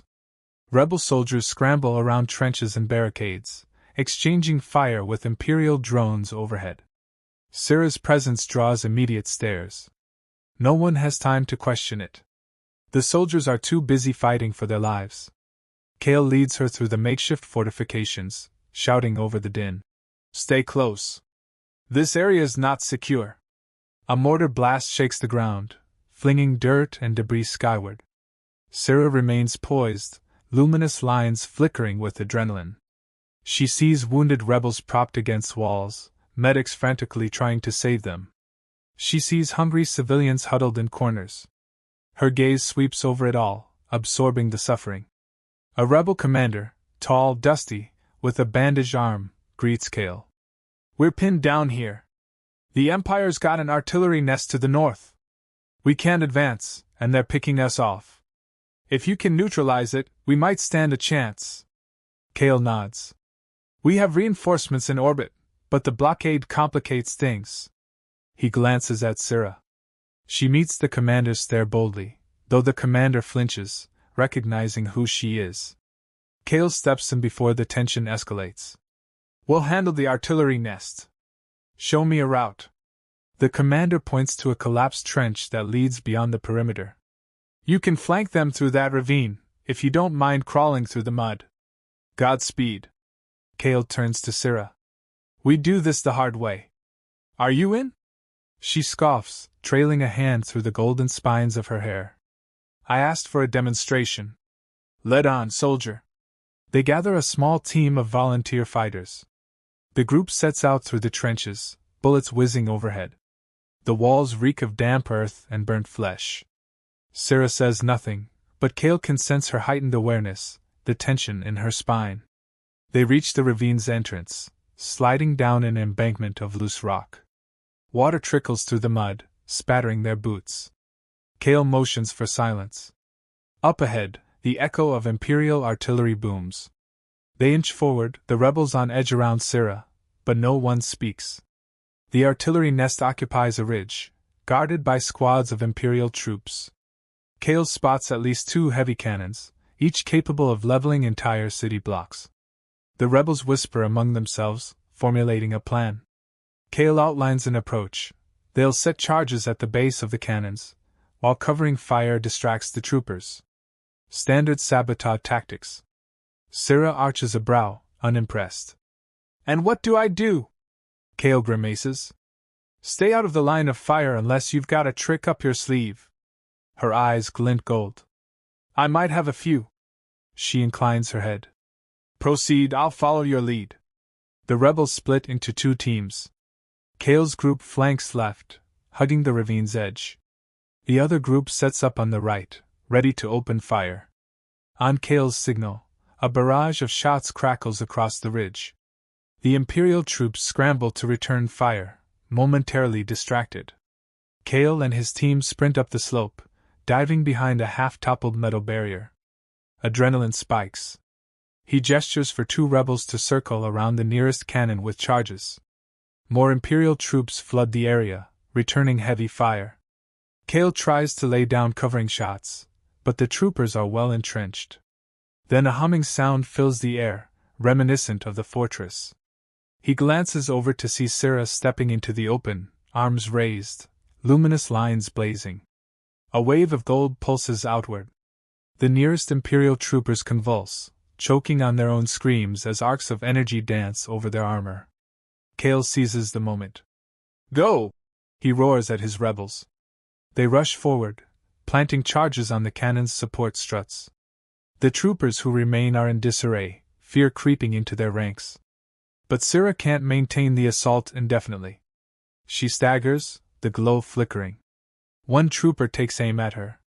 Cale's heart jolts. He leaps up from cover, firing a burst that tears through the trooper's helmet. The man drops. Cale scrambles to Syrah's side, hooking an arm around her waist. Her body is hot to the touch, her breathing ragged. She recovers quickly, glaring at him for the unwanted support, but doesn't pull away. "I'm fine," she snarls, though she doesn't push him aside. He can feel her trembling. That power costs her. "Stay down," he growls, tugging her behind a broken slab of concrete. The charges detonate in a thunderous boom, obliterating one cannon. Shrapnel rains down. The second cannon tries to swivel, but the rebels on the other flank open fire, disabling its mechanisms. Another set of charges goes off, and the entire ridge shakes. Flames engulf the artillery. The rebels cheer, though the fight isn't over. Imperial reinforcements storm in from behind the ridge. Cale curses. "We need an exit." Syrah pushes away from him, though not too roughly, scanning the terrain. "Down there." She points to a break in the ridge. "It leads back to the ravine. We can circle around to your lines." They hurry that way, ducking gunfire. She stumbles slightly, and Cale steadies her again. She mutters a protest, but doesn't resist. Together with the rebel team, they slide down into the ravine, half running, half tumbling. Exhausted, battered, but alive. They make it back to the perimeter trenches. The rebel lines erupt in cheers at the sight of the destroyed artillery in the distance. Smoke billows across the ridge, and a sense of momentum shifts in the rebels' favor. Cale pants, leaning against a sandbag barrier. Syrah stands beside him, luminous skin now marred by dirt and sweat, hair spines drooping with fatigue. A medic rushes over, trying to check them both. Cale waves them off. "I'm good. Help the others." The ravine team has casualties, some limping, some carried in on stretchers. Syrah watches it all with a strange, distant look. Then a civilian, a child, peeks out from behind a supply crate, eyes wide with awe. Syrah notices, turning her head. The child flinches, recognizing her face from the propaganda holos. Syrah offers no smile, only a measured nod. The child hesitates, then gives a tiny nod back, scurrying away. A flicker of emotion crosses her features. Cale observes her quietly. "See what we're fighting for now?" She exhales, turning her gaze to him. "Yes. And I see what my empire has done. This destruction, these displaced families, it's bigger than me." She seems unsettled by the realization, perhaps for the first time fully grasping the scope of the suffering. Cale feels a pang of sympathy, quickly buried under memory.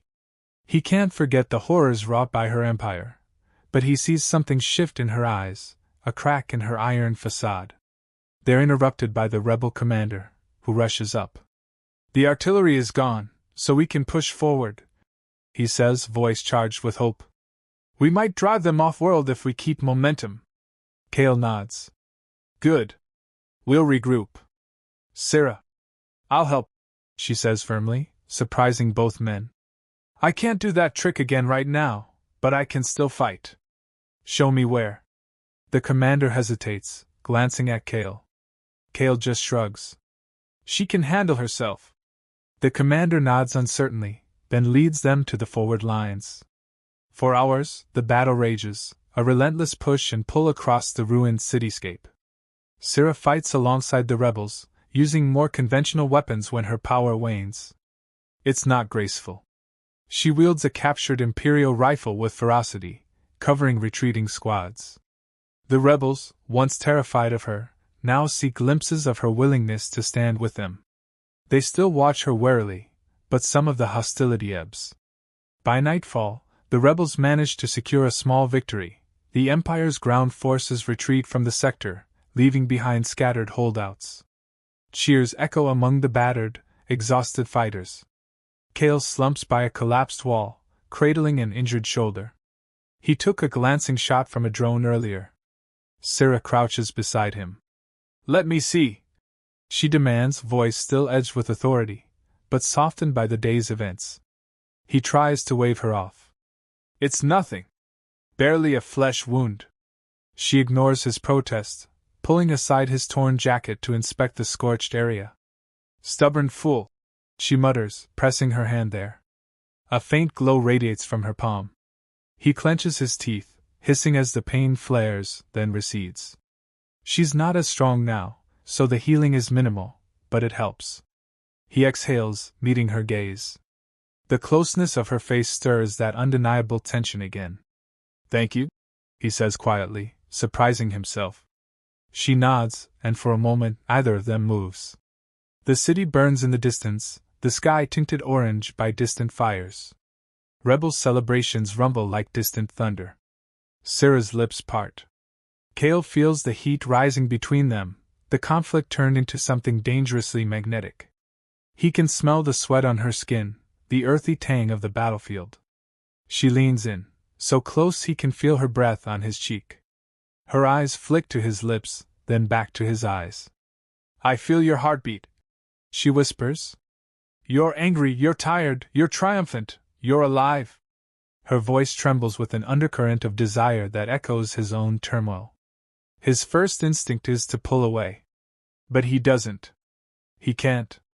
The raw bond forged in combat, in life and death stakes, is too potent. Her hand remains on his shoulder, the luminescent lines shimmering faintly around her wrist. He lifts his uninjured arm, hesitates, then gently touches her face. Her spines prickle, and she inhales sharply. The moment holds, charged like a coiled spring. And then it snaps. Their lips crash together in a fierce, unbridled kiss, anger and relief pouring into the contact. It's not gentle. It's not hesitant. It's an extension of the day's violence, turned inward into a desperate clash of tongues and teeth. She lets out a low sound in her throat, pushing him back against the rubble, her body sliding against his. He grips her waist, pulling her closer, mind reeling at the madness of it. After a breathless moment, she breaks away, eyes blazing. "This changes nothing," she hisses. "I'm still not yours to command." He wipes a smear of blood from his lip, his breath ragged. "Didn't say you were. I'm not your subject either." Her lips curl into a predatory grin, and she leans in again, capturing his mouth with renewed hunger. It's savage, mutual testing of boundaries. Each tries to dominate the kiss, refusing to yield. She nips his lower lip. He growls and fists a hand in her hair. She gasps, arching against him. The clang of distant weapons fire and the cheers of rebels form a chaotic soundtrack to their contact, as though war itself is the bedrock of their attraction. Eventually, they break apart, breathing heavily. She rests her forehead against his, eyes fluttering closed. "You're a fool," she whispers, her breath hot against his skin.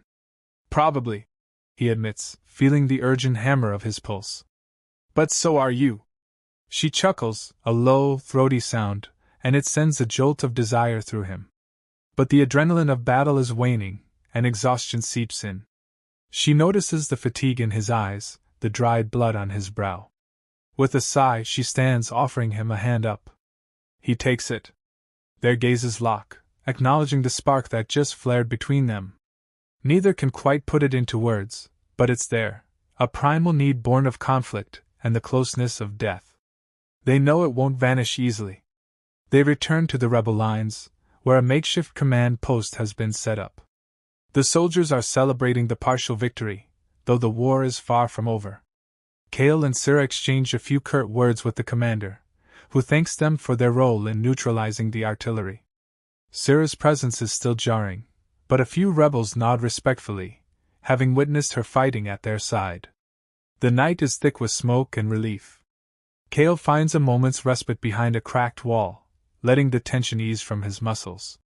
Sira stands nearby, arms crossed, her hair spines lifting in the breeze. He glances at her sidelong. "Why are you still here anyway?" She arches an eyebrow. "I told you. I wanted to see what your rebellion truly fights for." A pause. "And I've seen enough for now. This is real pain. These are real people. They bleed like mine used to. I've destroyed so much. Maybe it's time I break the cycle." He exhales, searching her face. "You really mean that?" She returns his gaze with quiet intensity. "Today, for the first time in a very long time, I fought for something other than my empire. I felt alive." She runs a hand across her luminescent patterns, as though they're tingling. "Don't mistake me, Kale. I haven't become one of your wide-eyed rebels. But the path ahead is shifting. I can feel it." He nods slowly, not entirely sure what to say. They linger there, side by side, in the flickering glow of distant fires, either quite acknowledging the new bond between them, but neither denying it. The day's battles have forged an unspoken alliance beyond the official pacts. They've tasted each other's ferocity in more ways than one. Whatever happens next, they both know they're no longer adversaries in the same sense. There's something else, rivals, lovers, partners in a war that's just beginning. And both sense it's inevitable that they'll either consume or save each other in the process. The next morning breaks under a pall of dust.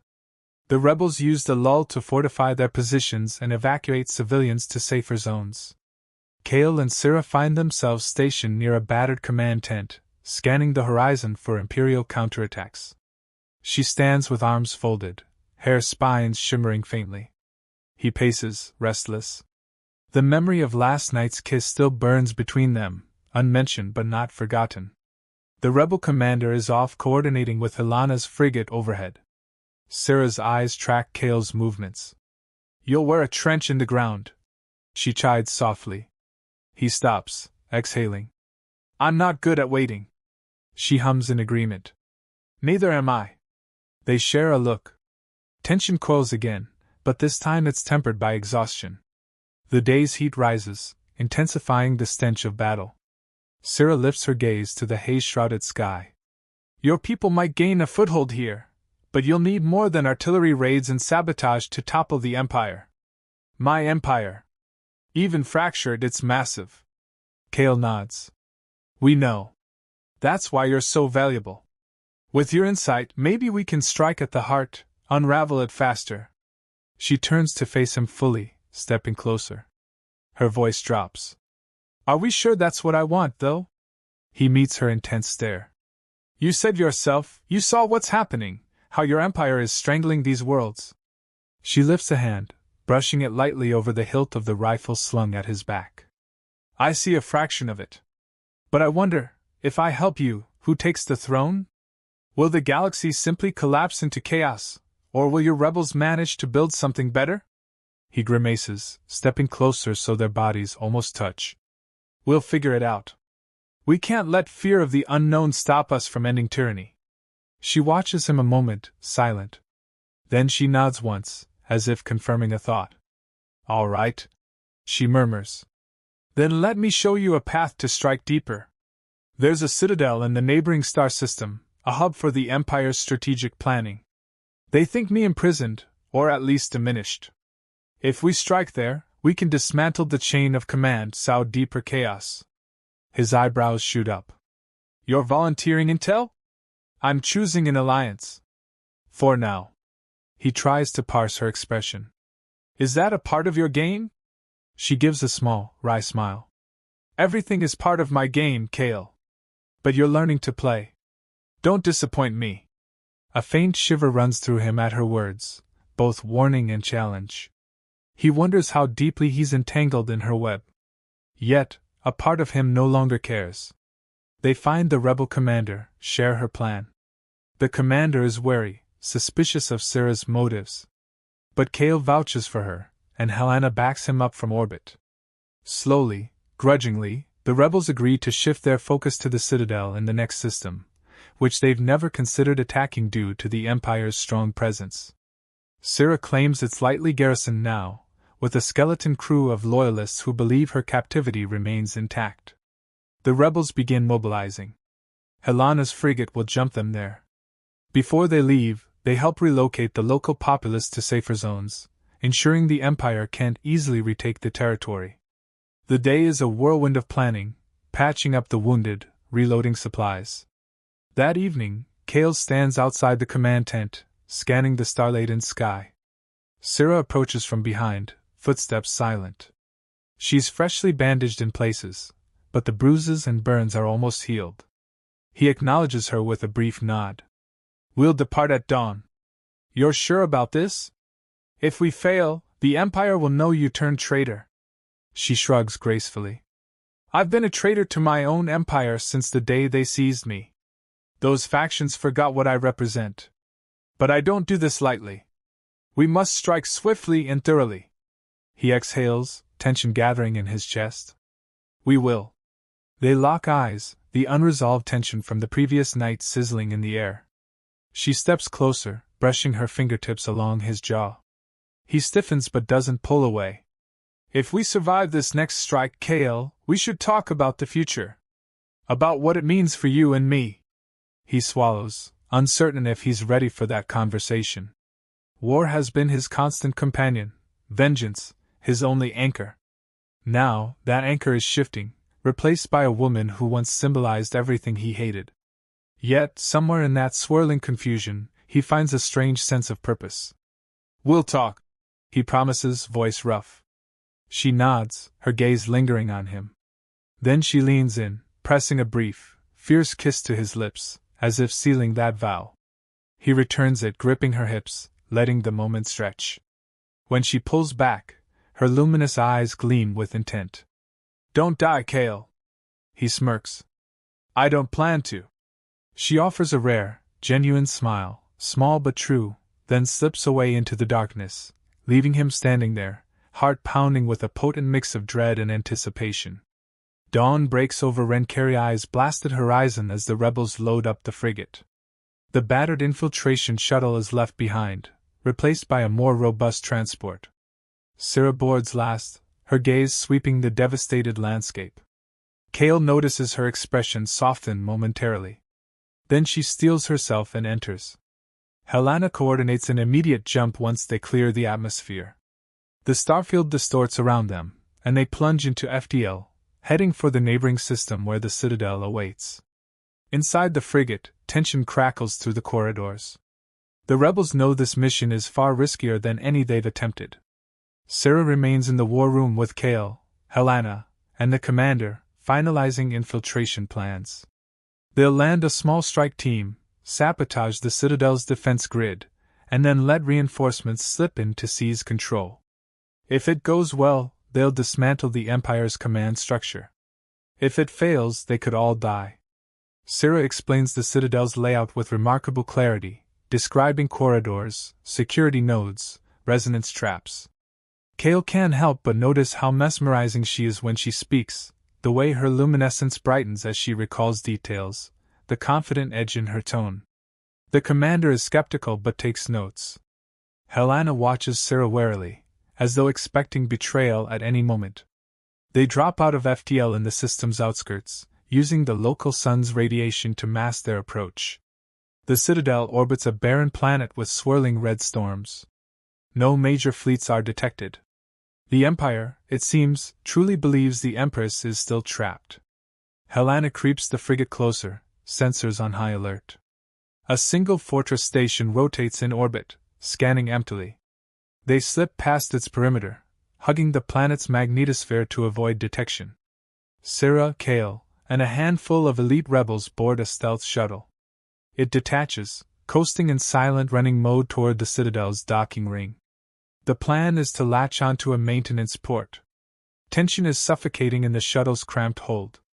The rebels check weapons, exchanging nervous glances at Syrah. She ignores them, focusing on Kale with a faint smile. He stares ahead, mind on the mission. They approach the citadel, a massive spire bristling with sensor arrays. Its hull is dark, the Empire's crest faintly visible. The pilot lines up with the maintenance port. Magnetic clamps engage. A muted thump resonates through the shuttle. They're in place. Kale leads the way, cutting through the external hatch with a plasma torch. Once inside, they slip into a dim corridor. The station hums with low power. Syrah steps forward, her luminescent patterns flaring. She rests a palm on a control panel, inputting override codes. The door slides open. The rebels exchange wary looks, impressed by how easily she manipulates Imperial systems. They move deeper into the citadel, guided by Syrah's memory. Minimal guards roam these sections, apparently convinced of the Empress's captivity.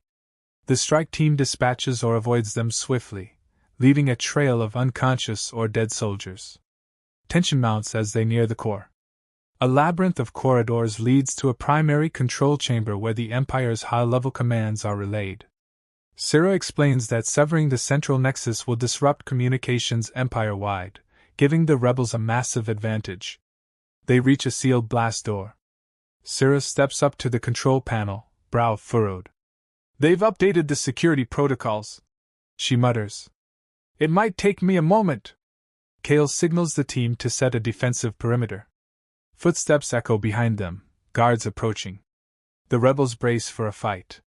Kale sees Syrah struggling with the new codes, her expression turning stormy. The door remains locked. Shots ring out as the guards arrive, pinning the rebels behind cover. Kale curses, returning fire. Syrah tries a different approach, pressing her palm firmly against the door, letting golden light surge. Sparks fly, and the metal groans. But she's clearly pushing her limits. Kale glances back at her. "Hurry!" he growls. She grimaces. The door buckles, but doesn't fully yield. More guards flood the corridor, launching grenades that rattle the team's cover. A rebel screams, clutching a bleeding arm. Kale leaps up to lay down, suppressing fire. The situation is dire. Syrah slams her hands into the door with a snarl of frustration, channeling a thunderous pulse of energy. The metal cracks, rending with a deafening screech. She collapses to her knees, panting. Kale rushes to help her up. "We're in," he gasps. "Come on." She pushes to her feet, nodding. The team pours through the breech door, heading for the control chamber. The guards, momentarily stunned by the display of power, fall back. Alarms blare throughout the citadel. They dash through the final corridor into a vast room lined with monitors and alien consoles. The heart of the Empire's command network. Syrah strides to the central dais, where a pulsating orb of light represents the network's core. A handful of Imperial officers remain, shouting commands into flickering comms. Kale's rebels make quick work of them, disarming or eliminating them. Syrah ignores the chaos, pressing her hands to the orb's surface. She winces as streams of light swirl around her forearms. "I can sever the link," she says through gritted teeth. "But it will draw on my reserves." "Stand guard." Kale stations himself near the door. Rebels fan out, blocking any potential entry points. The corridor outside rings with the stamp of more Imperial boots. Kale braces. "Make it quick!" he shouts over his shoulder. She doesn't respond, lost in concentration. Golden patterns blaze over her body, flickering with the same rhythm as the orb. The ground trembles, the air thick with static. Kale forces himself to focus on the corridor. He can't help but glance at her, though, the mesmerizing swirl of energy that's both beautiful and terrifying. Suddenly, the corridor explodes with enemy troopers, a hail of plasma tearing into the command center. The rebels return fire, pinned behind consoles. Kale ducks behind a terminal, blind firing around the corner. Syrah remains at the orb, eyes closed, power surging. The troopers try to aim at her, but Kale leaps from cover, launching a desperate assault that draws their focus. Shots scorch the floor around him. His chest tightens with adrenaline. He keeps firing, picks off 2 troopers. Another line of plasma sears past his shoulder. He stumbles, feeling the burn of the near miss. The rebels rally behind him, pressing the troopers back. A triumphant cry from Syrah draws Kale's attention. She tears her hands away from the orb, which crackles and dims. "It's done!" she gasps. "The Empire's network is severed. Their chain of command across half the galaxy just went dark." The troopers see it happen. Rage flares in their eyes. They surge forward in one last desperate rush. The rebels meet them, exchanging brutal close-quarters combat. Kale runs out of ammo, discarding his rifle and drawing a combat knife. A trooper swings a rifle but at his face. He ducks, slashing across the trooper's arm. The trooper howls and stumbles. Another tries to flank him, but Kale twists, burying the knife in the trooper's side. Pain arcs through Kale's own battered body, but he fights on, fueled by raw determination. The rebels push the Empire's troopers back, cornering them near the exit. In minutes it's over. The last trooper falls, leaving the command center littered with bodies. Kale checks his team. They're bloody but alive. Syrah collapses to one knee, breathing hard, her luminous eyes dim. He rushes over, catching her before she topples. "You did it," he murmurs, voice tight with relief. She nods weakly. "Yes, but we must go. The station's defenses could still activate."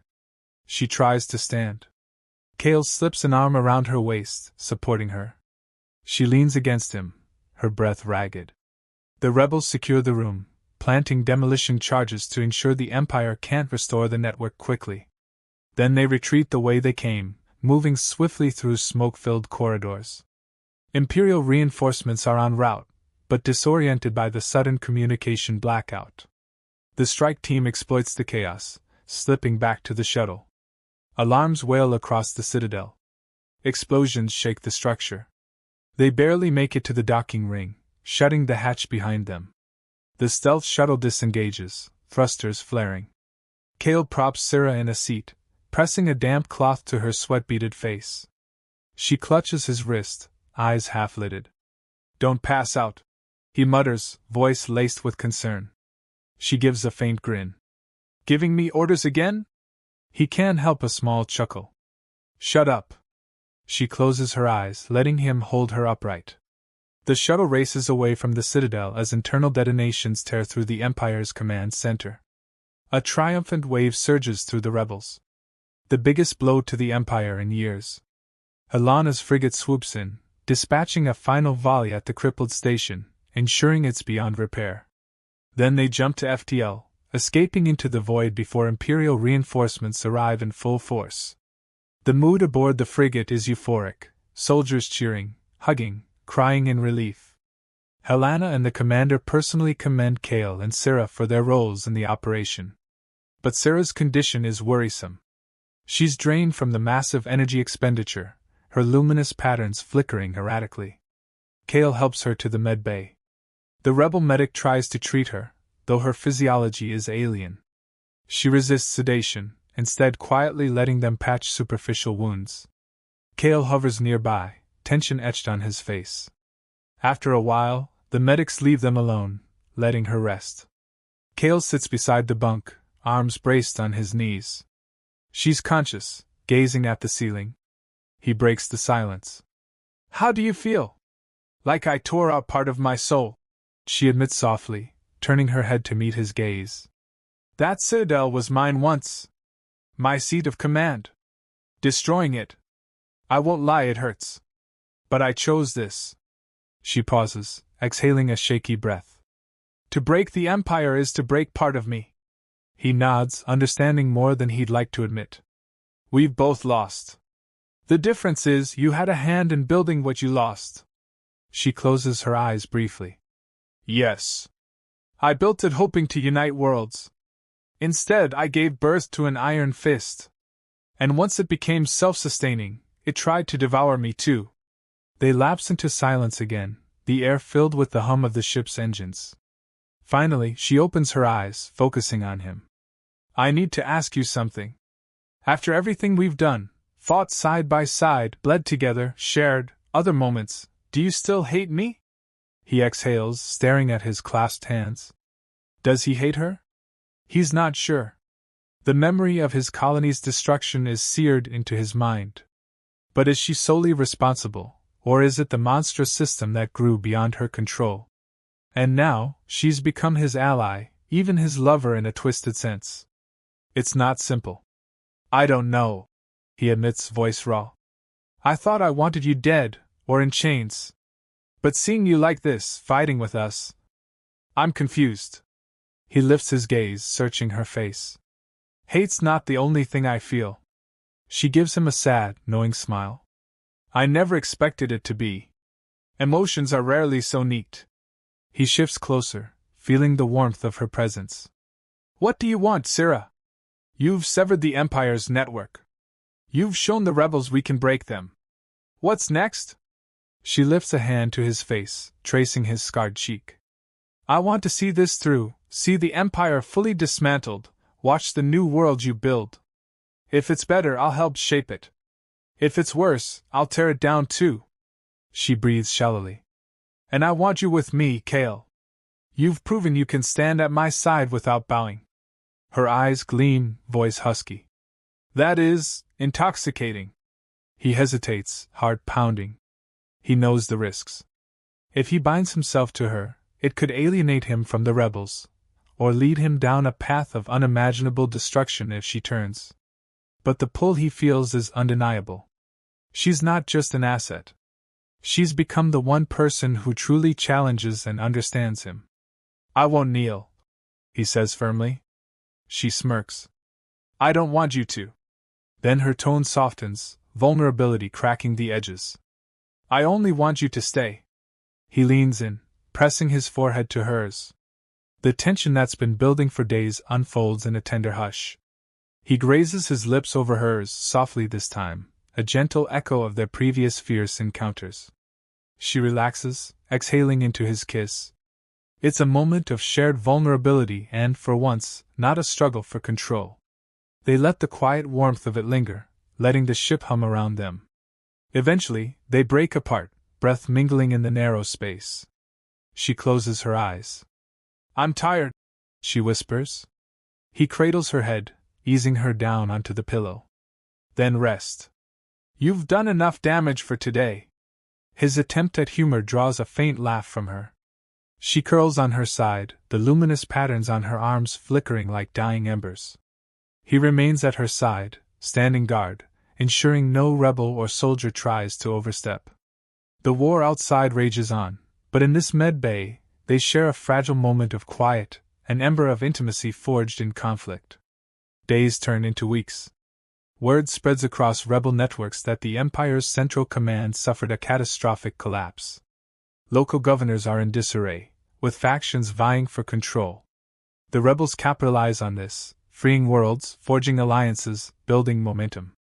Syrah, though still recovering, advises Helena and the rebel leadership. She reveals hidden supply routes, offers insight into Imperial technology.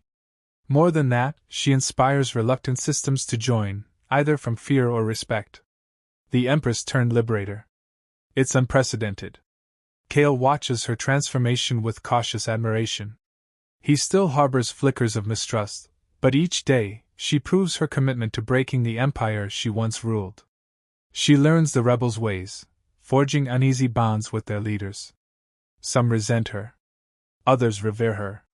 Kale remains her anchor, a reminder of the cost of tyranny, and a symbol of the new path she's chosen. Their relationship is volatile yet deepening. They share stolen moments in the frigate's cramped corners, kisses laced with hunger and relief. Finally, the Rebel High Council convenes a gathering on a liberated planet to formalize a new coalition. Representatives from dozens of star systems arrive. They want Syrah to address them, to show unity. She agrees, though she bristles at the notion of performing for them. Kale stands with her in a grand hall carved from living crystal, swirling colors reflecting the uncertain dawn of a new era. She steps onto a raised platform to speak, the crowd hushed. Her luminous patterns glow softly, an echo of her once imperial splendor. I do not come to you as your ruler, she begins, voice resonating with quiet power. I come as one who sees the Empire's flaws laid bare, its cruelty, its relentless hunger, its betrayal of my vision. I stand with those who fight for freedom. I offer my knowledge, my power, and my life if necessary, to see that we build something better. She pauses, letting her gaze sweep the gathered delegates, some hostile, some entranced. But heed my warning, freedom is not a throne for any single being to occupy. If you raise me up again, or any other, as an absolute power, you repeat the cycle. Let us break it together. A murmur ripples through the hall. Kale remains at the edge, watching the effect of her words. He feels a stirring of hope and fear in equal measure. The delegates debate, question, but in the end, they accept her alliance. Another blow to the fracturing empire. Another step toward forging a different future. Later, after the gathering disperses, Sarah withdraws to a private chamber. Kale follows. She stands at a window overlooking a windswept valley, her posture tense. Are you all right? He asks gently.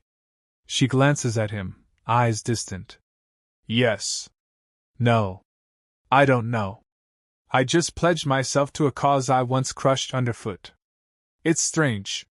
Necessary, but strange. He steps closer, placing a hand on her shoulder.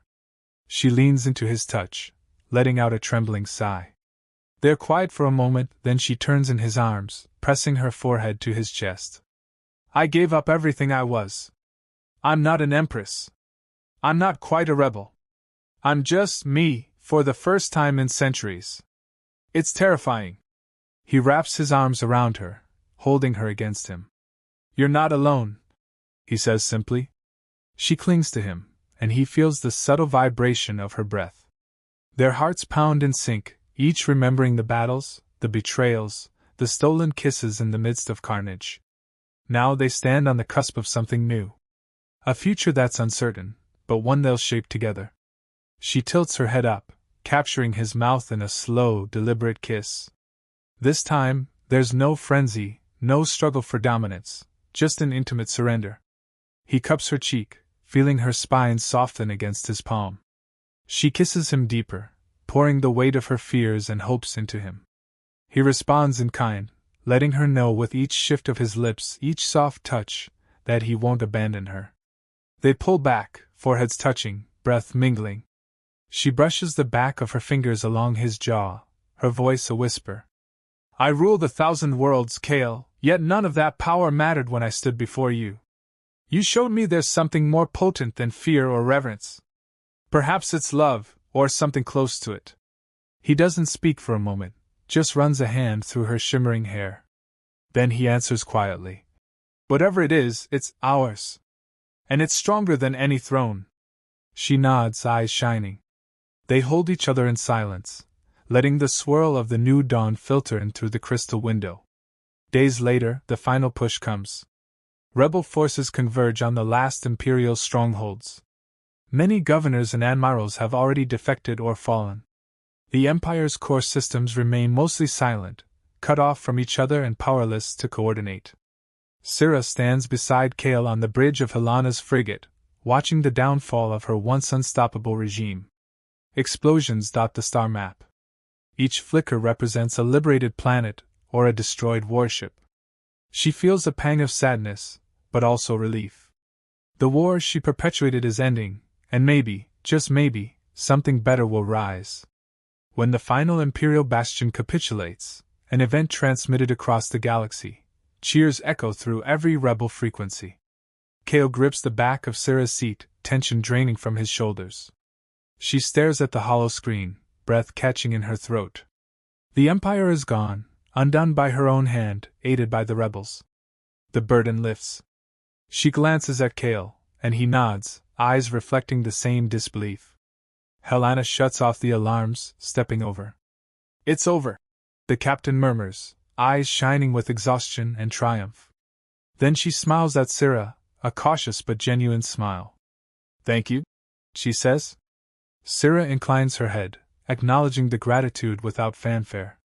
Kale and Syrah exchange a look, remembering the day she first came aboard this frigate as a prisoner, or something close to it. Now she's an ally, maybe even a friend. Some days later, the galaxy adjusts to the Empire's absence. New councils form. Debates rage over governance.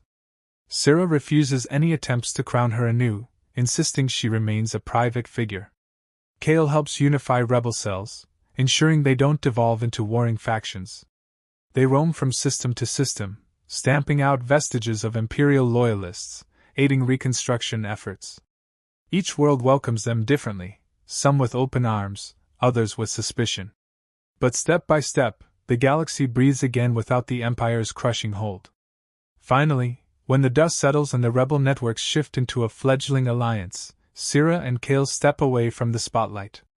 They find themselves on a quiet planet near the fringes, a place of gentle blue fields and rustling forests, far from the seats of power. There, among alien wildflowers that glow at night, they wander hand in hand. She looks nothing like the goddess Empress who once commanded 1,000 worlds. He looks nothing like the hardened rebel thirsting for vengeance. They're simply two souls, shaped by war, seeking peace. One evening, they stand on a low hill, watching the twin moons rise. The grasses ripple, bioluminescent blossoms casting shifting patterns across their feet. She leans against him, her hair spines brushing his cheek. He wraps an arm around her waist. The quiet hum of nocturnal creatures fills the air. She speaks softly, voice carrying a trace of wonder. I never thought I'd feel this. Stillness. He presses a gentle kiss to her temple. Me either. She turns in his arms, glowing blossoms framing her face. Her luminous patterns flicker subtly under her clothes, still present but no longer shining with the aggressive brilliance of old. Do you miss the fight? He considers her question, remembering a lifetime of battle and rage. He strokes her cheek. No. I found something better to fight for. She smiles, and it's the most genuine expression he's ever seen from her. They stand there, foreheads touching, letting the night sky swirl overhead, letting the weight of 1,000 conquered worlds fade into memory. In the hush that follows, they understand that, despite the madness, despite the scars, they've reached a conclusion that feels real.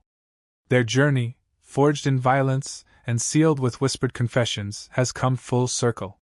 And while the galaxy beyond may still wrestle with its new shape, for them, this moment is the only closure they need.